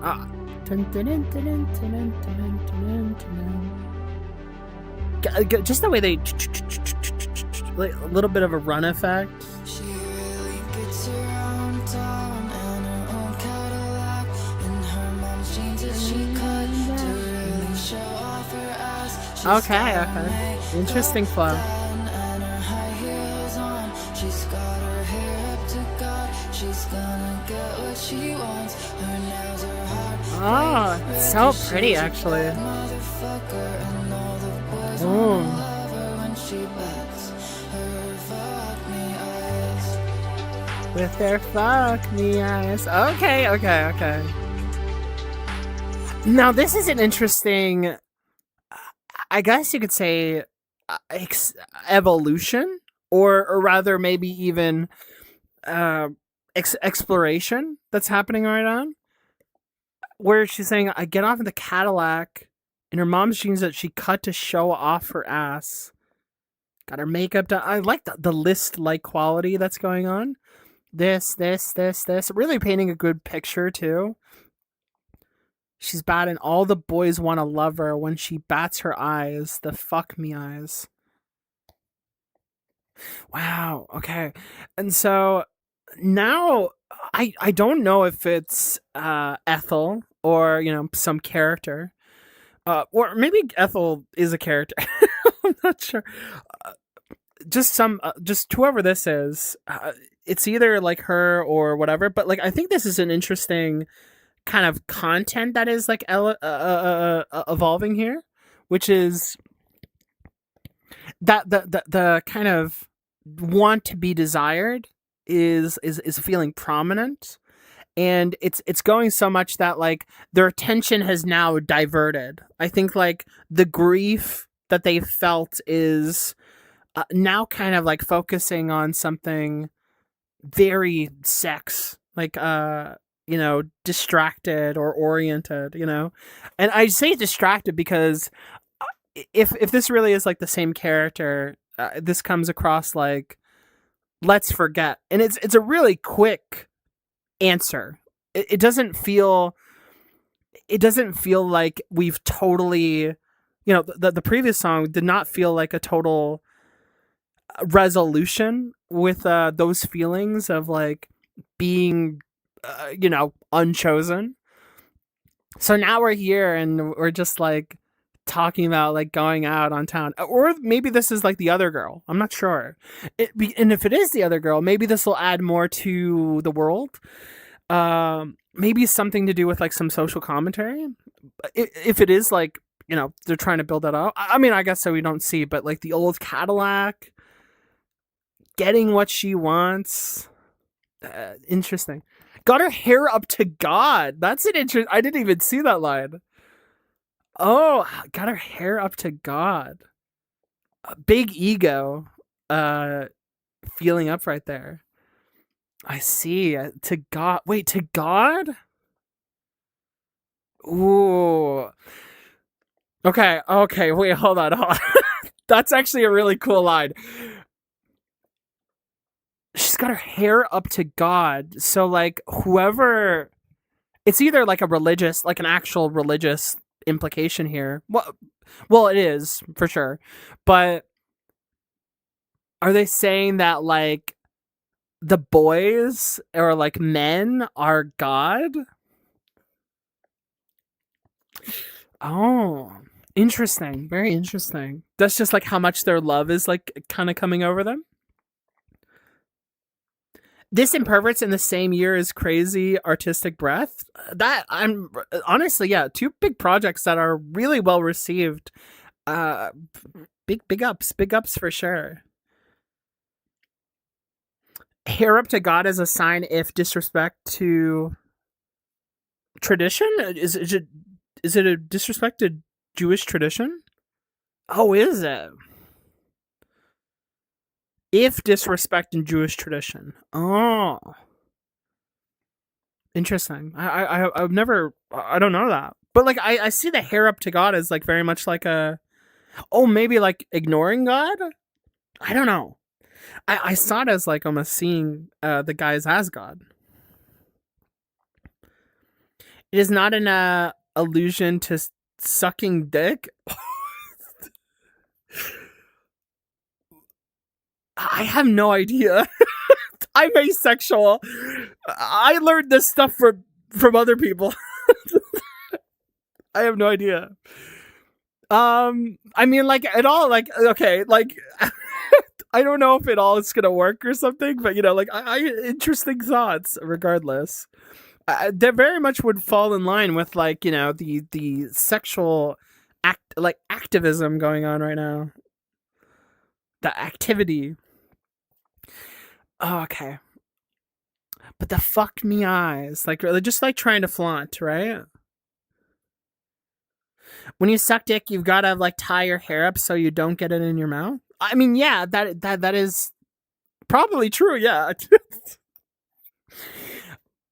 but also like it's the hair up to God. It's like the line to God part. It's not a matter of like having your hair up and like it looking a certain way. But I guess what you're saying is like so the hair doesn't like you know obfuscate or something, but. It's the God part. That's I don't know. That's such an interesting line to me. It's true. It's true though. It's a good message. It's real. Oh man. Okay. So interesting, like kind of tonal change as well. There's a bit of like momentum that's happening if like you like kind of witness some of the composition. There is a juxtaposition between faith and sex that's like super present on Perverts. Contamination. Interesting. Also, like if you hear the sound, there's almost like a little bit of a pop appeal to the thing, but it's still very much in a sad, melancholic dome. And just like the synths too is just so they're so much more brighter. But again, the juxtaposition is crazy. Look at that! Oh, it's so like it feels so like illuminating in kind of like a way that feels artificial. It's really interesting.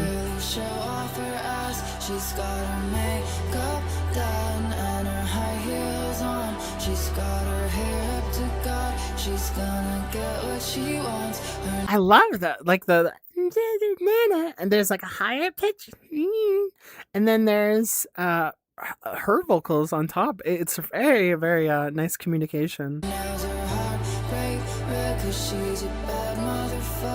They're like it's kind of being like your own like kind of cheerleader in a way, you know, but not like nah, not like that, but just like reaffirming.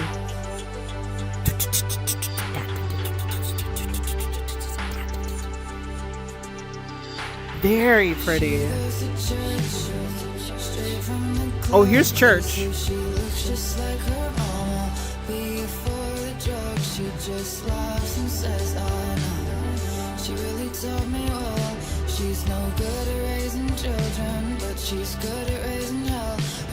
Oh, whoa! Oh my God! Oh my god. Sorry. No, here. I'll let it play out, but like, But it's no good. The boys can't get enough of her and her honey fuck me up. oh, her honey fucked me on.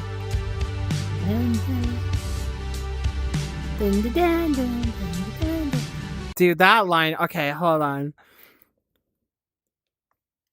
She goes to church. So the church being like an actual setting, like kind of like maybe relating to their faith, and then also, yeah, the juxtaposition of sex, of like, you know, the holy, like you wouldn't have sex before marriage kind of thing, right? She goes to church straight from the clubs. Ah, yeah, right? Goes back.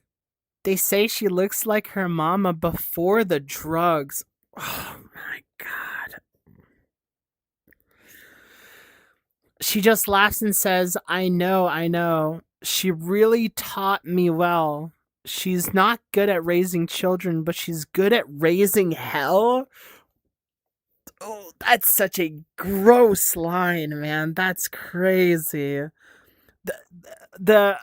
Okay, like the sort of like harsh words to yourself, the destructive and disgusting words to yourself, that you're hell, but it has this like kind of tinge of like empowerment to it, right? Of like trying to own that. Oh, that God, I don't know. Her dad keeps her in a box, but it's no good. Oh God. Oh God. The boys can't get enough of her, and her honey fuck me on. I don't know how I feel about that line. I can't lie.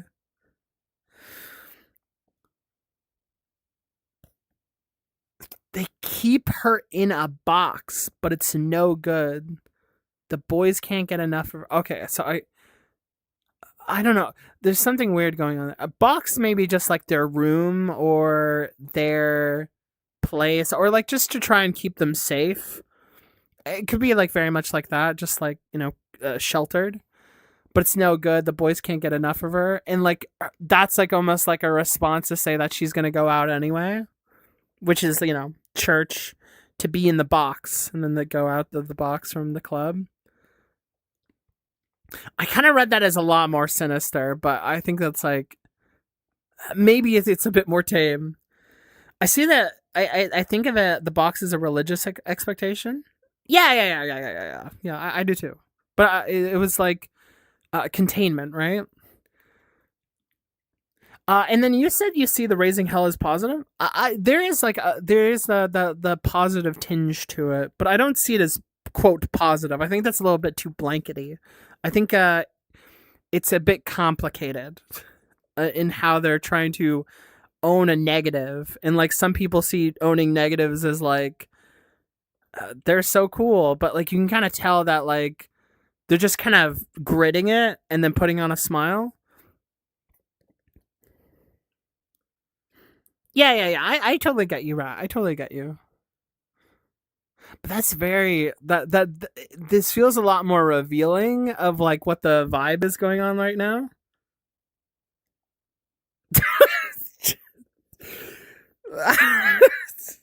No. Chill. You're so funny. Here, I'm gonna go back a bit. I want to hear the line. Her daddy keeps her in a box, but it's no good. The boys can't get enough of I like the line responding, "It's no good," and I like to add in that double vocal there, just to be like, it's a little bit more empowering. That the "it's no good." Very good phrasing. honey fuck me eyes. Yeah, the mom divorced probably. Yeah, very. Yeah, I should have mentioned that. I kind of just like locked it in. She's just along for the ride. She's scared of nothing but the passenger side. The sun Oh, the passenger side. in a dark parking lot. She's just trying to feel good right now. They wanna take her out. wanna take her out.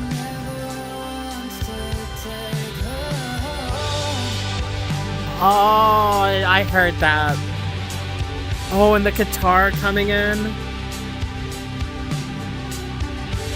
Kind of dancing and again, like kind of owning it, but it's so sad.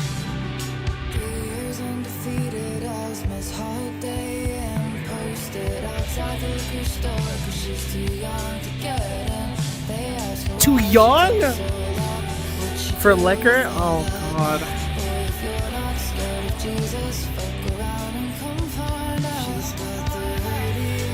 Oh, Jesus Christ.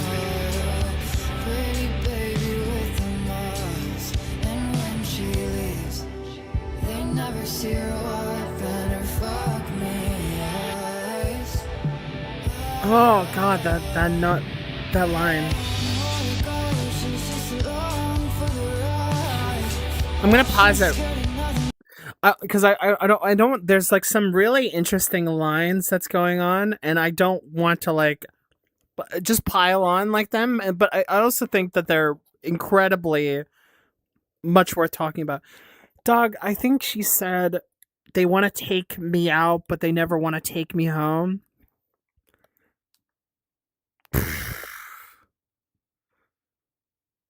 Something like that, right? Oh god, and this line. Oh god. Nowhere to go, she's just along for the ride.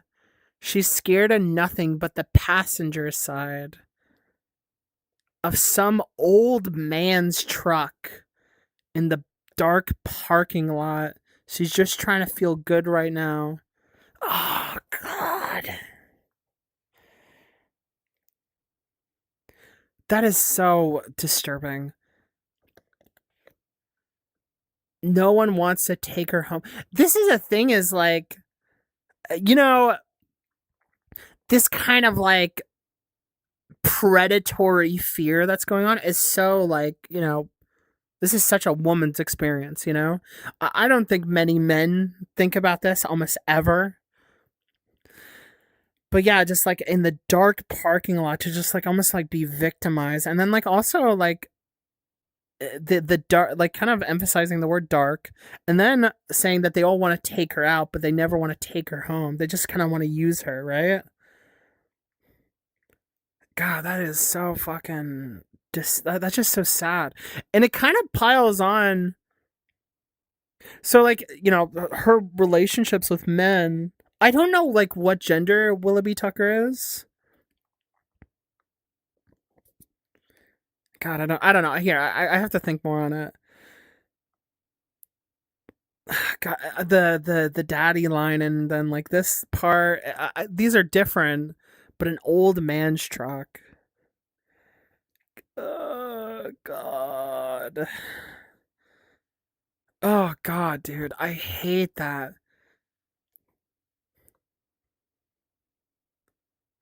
God, okay, yeah. So verse 3, yeah, the line that you're gonna talk about, chill.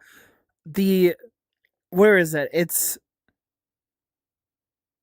boy, if you're not scared of Jesus, fuck around and find out. God, that is. God, that's horrifying. It adds so much to like the culture, the backdrop, the personal, you know, the fuck around, literally to fuck around, and then like to uh mess with things. There's like an omnipotent threat at all times about what it is that you're doing.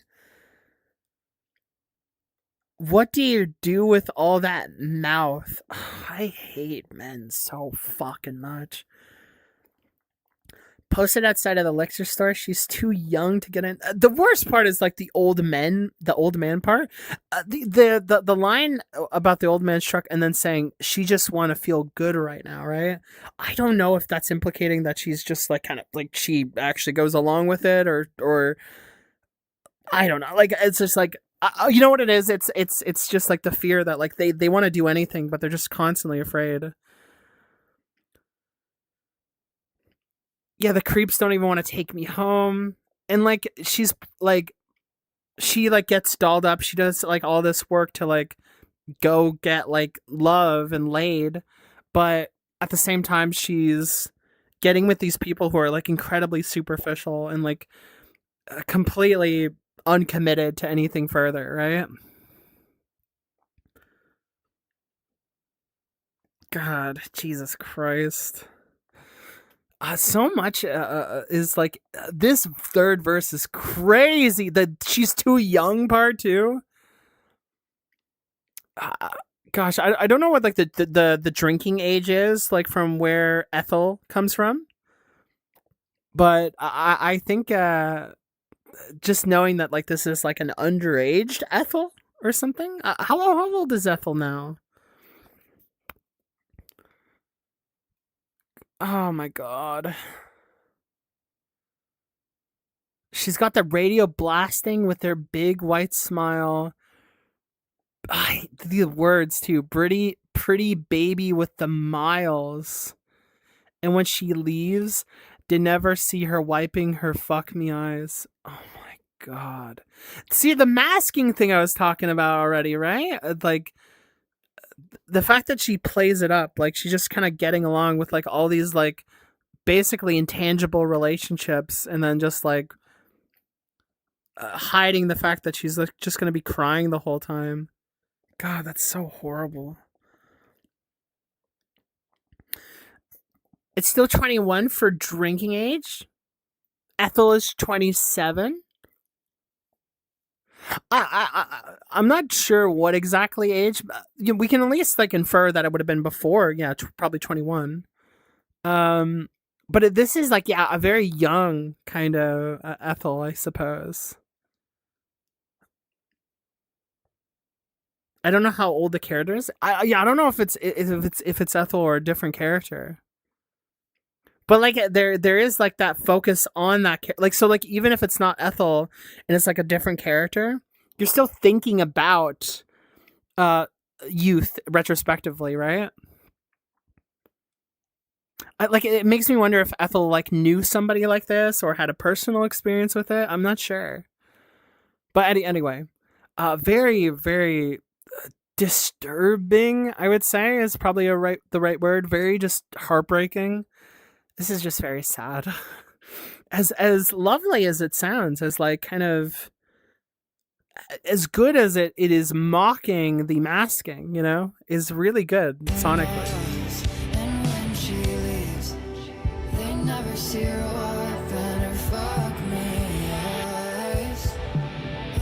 Dude, that guitar and stuff, the way that comes in.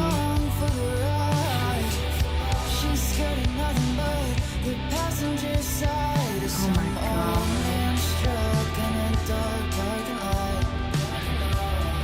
Oh my god. Use that line right again.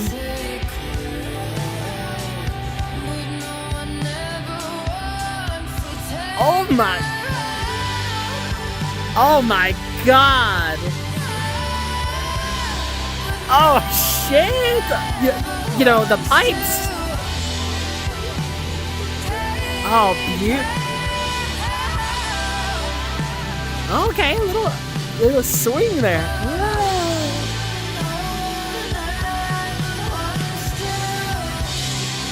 Oh, that vibrato.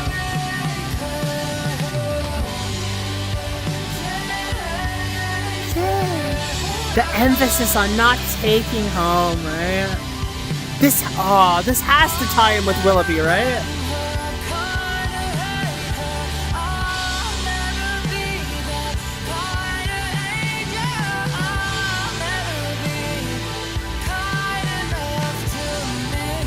Oh my god. I'll never be that kind of angel. Oh my god, this is beautiful.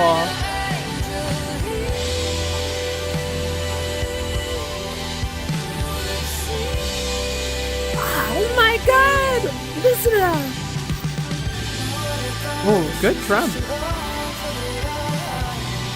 I felt the drum there.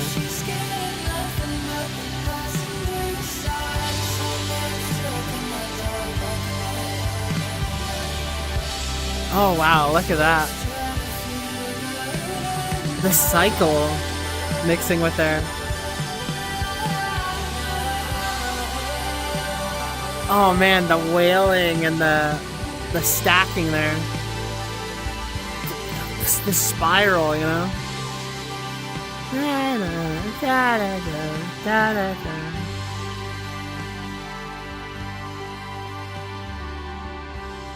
The sort of heartbreak and the emotion there is like definitely came out. Oh. Oh, I can hear that guitar still. It's so sick.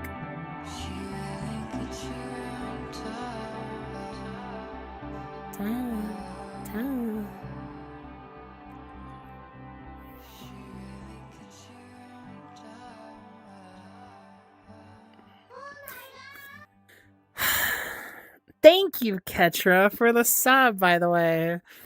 A whole year? That is pretty crazy, actually. Thank you so much. Hope you and everyone in chat are having a great time. I am. Yeah, that was a really great track. It sounds very much like a single. Like, that was such a single type track, you know? It reminded me a little bit of Olivia Rodrigo, a bit. The Youth and All, right? And it was just very pop. It was very touching, but the sort of the details of it are quite sad. I wasn't able to like fully digest all the lines. Ooh, okay, here. All right. The "Take Me Home" line, because while these people might take her to a house, none are willing to give a space where she feels at home. Oh, yeah. I agree. I agree. That's like definitely like the whole point. And home being a place of sanctuary, right? Ethel wants you to play this song off stream with this pop sounding song. Wait, what are you talking about? Wait, what do you mean, Aquarius?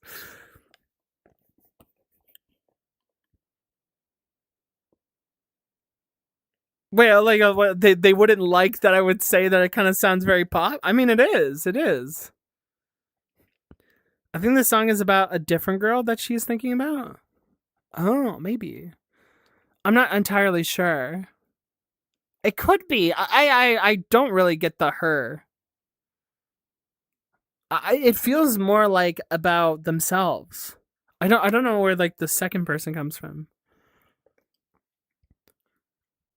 Home, but no one wants to take her home. I never blame her. I kinda hate her. I'll never be that kind of angel. I'll never be enough. I'll never be kind enough to me. I'll never blame her for trying to make it, but I'll never be the kind of angel he would see.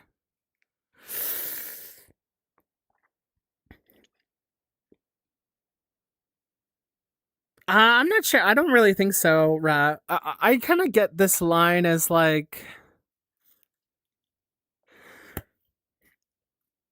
gosh, it could be about someone else, like who this type of character is, or if this is still the same character from the previous track, if it connects, then this would be that same character still reflecting on the fact that like maybe they're not tied to Willoughby,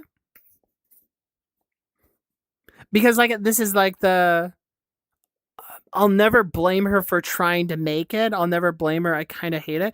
Maybe what it is thinking about that relationship again from Janny, and then like, and then I would say like still reflecting on it as like they are having like their own relational like destruction and like watching things go wrong, and they're still like they're kind of making these actions of faking it till they make it, and yet they still feel profoundly sad, and like now they're thinking back on the of not being the chosen one, you know?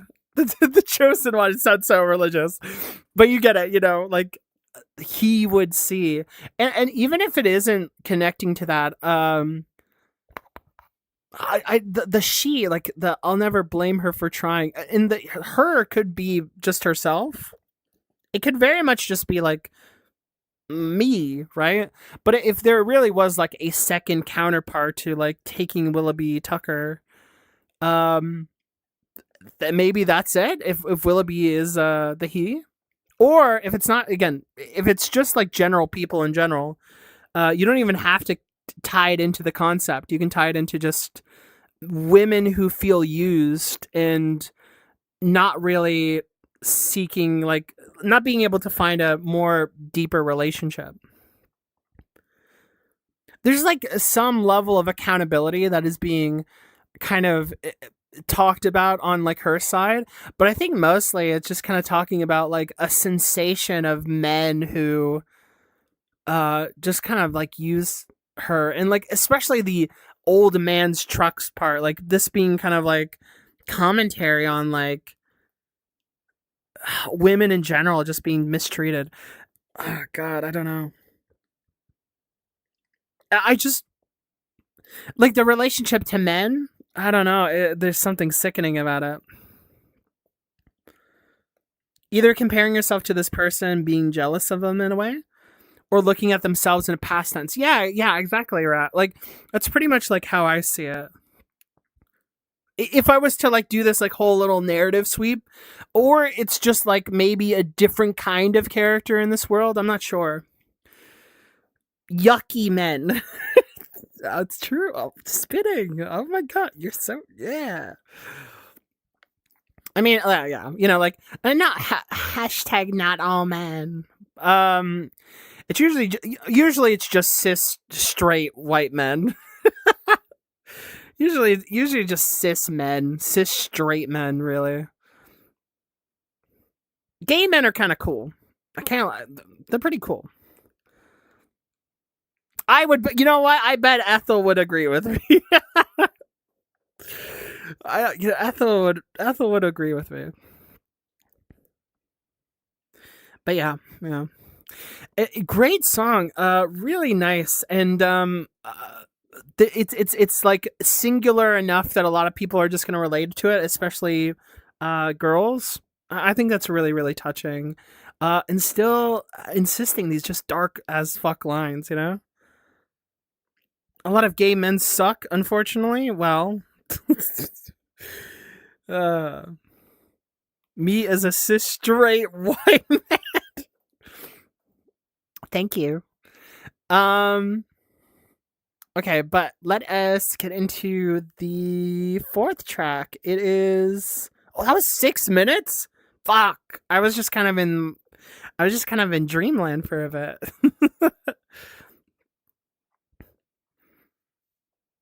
God, okay. Alright, this is nettles. I have no idea what the word nettles means, but it's a funny little word. Nettles.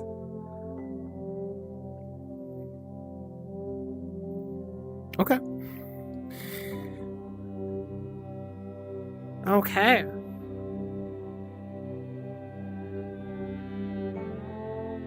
Ooh.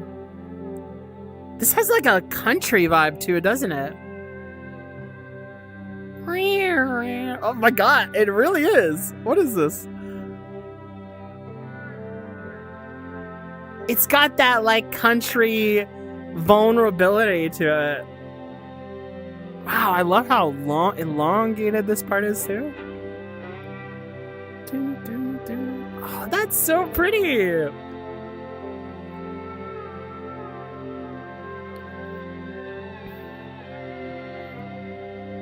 Oh god, the strings are just so delicate, but they have so much like just kind of like melancholy, and then just like there's a whimper to them, like, and then the shake that they kind of like elicit, you know? It's so nice. Oh, here we go. A forefront guitar.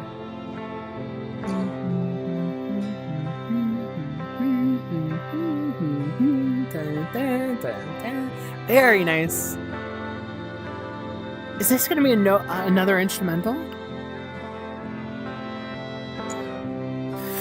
Woo! Oh my god! Okay, I really like that.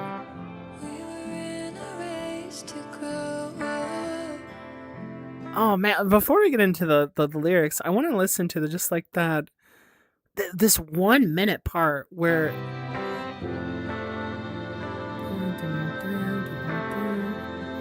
I don't know what this is going to imply for the rest of the feel that's going to happen. How this may either connect with the previous song or the previous songs. There's such a warmth going on here again. It almost feels like the sort of like kind of masking is now kind of slowly stripping away again. Their motions are definitely being kind of revealed, I think. There's such an interesting nuance here. Like this is how you write music, to just be incredibly nuanced. The rate progression.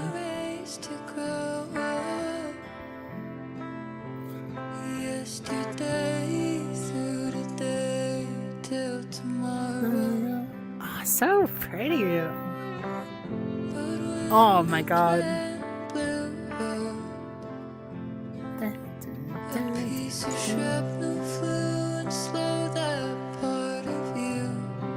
Oh, a shrapnel flew into you.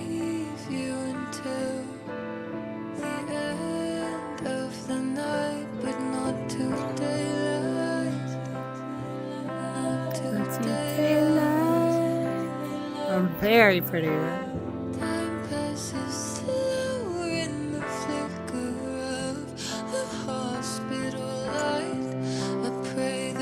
Oh wow! Wait, that line. That is such a a dance. That it feels like such a dance with your demon or something, right? And dancing slow into the light. What is the hospital light? Oh man, like it feels very much like they're in their like almost like a stage performance. Gosh, the way that they strung that word was so pretty. Like listen to the way they said that. God, that was so nice.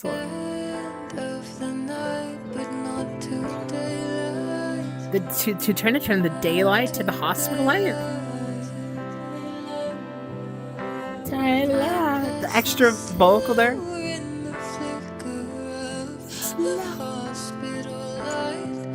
Also, like I like the form of recording too. You kind of hear a bit of like the mouth noises and just like that form of intimacy a little bit better.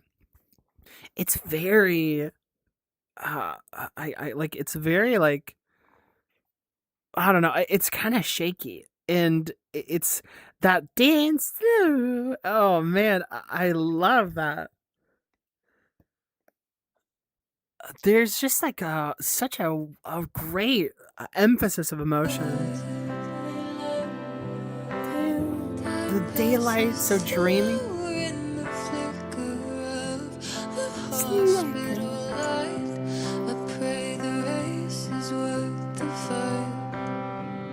The race is worth the fight. Oh, such a gosh. The race is worth like just like the feeling of death. This kind of existential, but also just like stressful. I guess trip at this hospital is going on.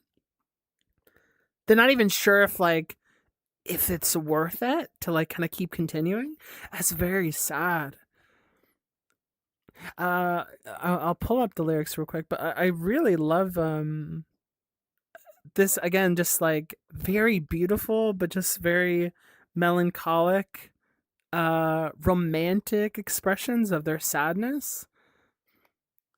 Time passes slower. Oh, slower. Oh, I kind of like that. I didn't even realize. Slower is the word they're using. And they literally are elongating it. In the flicker of the hospital light. What do they mean by that? But not till daylight. Not till daylight. They gave you till the end of the night. Oh my god. Shrapnel flew. When the plant blew. Oh, this is so sad. Just some sort of accident has happened? I'm not sure. This could all be metaphoric, but this kind of feeling of death or like imagining death? What is happening? They gave you to the end of the night. And so they're there at the hospital wondering if, I guess, time passes slowly. Oh, like if you're, in the light though, something illuminating, just I guess like feeling like your life is slowing down because of all the anxiety that you have, or just the stress really. Because like you're like, like when it's like, oh, right moments before you die, time kind of comes to a halt, or like it super slows. It's kind of like that. The first line, we were in a race to grow up. Oh yeah, that is a good one. That is this kind of coming of age going on, right? Yesterday through today till tomorrow. But when the plant blew up, and then kind of like when we slowed that part, it could definitely be metaphoric, but it's interesting how it's being phrased. I pray the race is worth the fight. Oh my god! I there's an interesting if this is, I don't know, a very great line. This is like, I think one of the more interesting ones lyrically for me. As just like a setup, I really like the painting that's being like picked here. But the lyrics have been very, very lovely so far.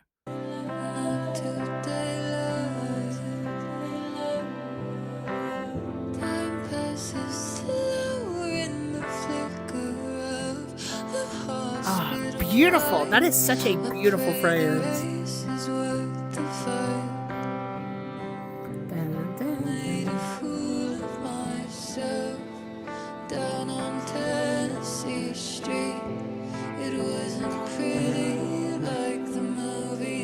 Oh, this like,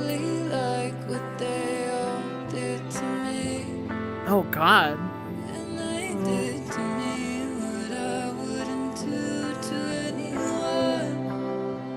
Oh god, that is such a sad line.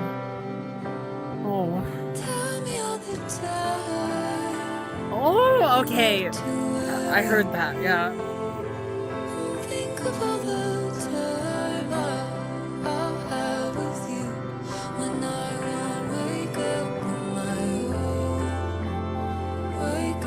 When I won't wake up on my own.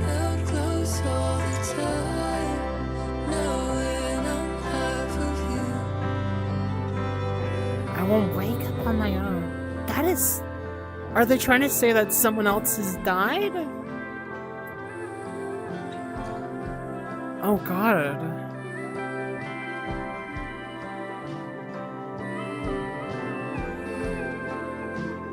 Tell him all the time to not to worry. And I think of all the time I'll have with you. Oh god, this is so pretty.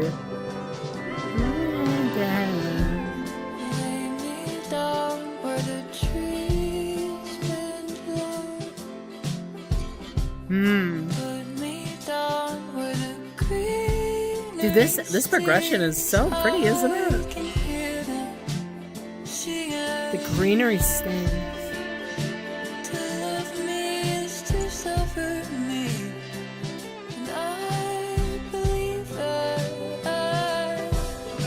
I believe that, or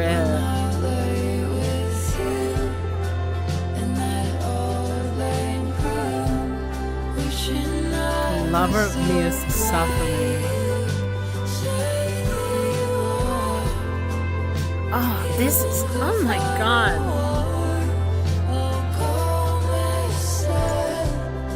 Oh, it's so pretty.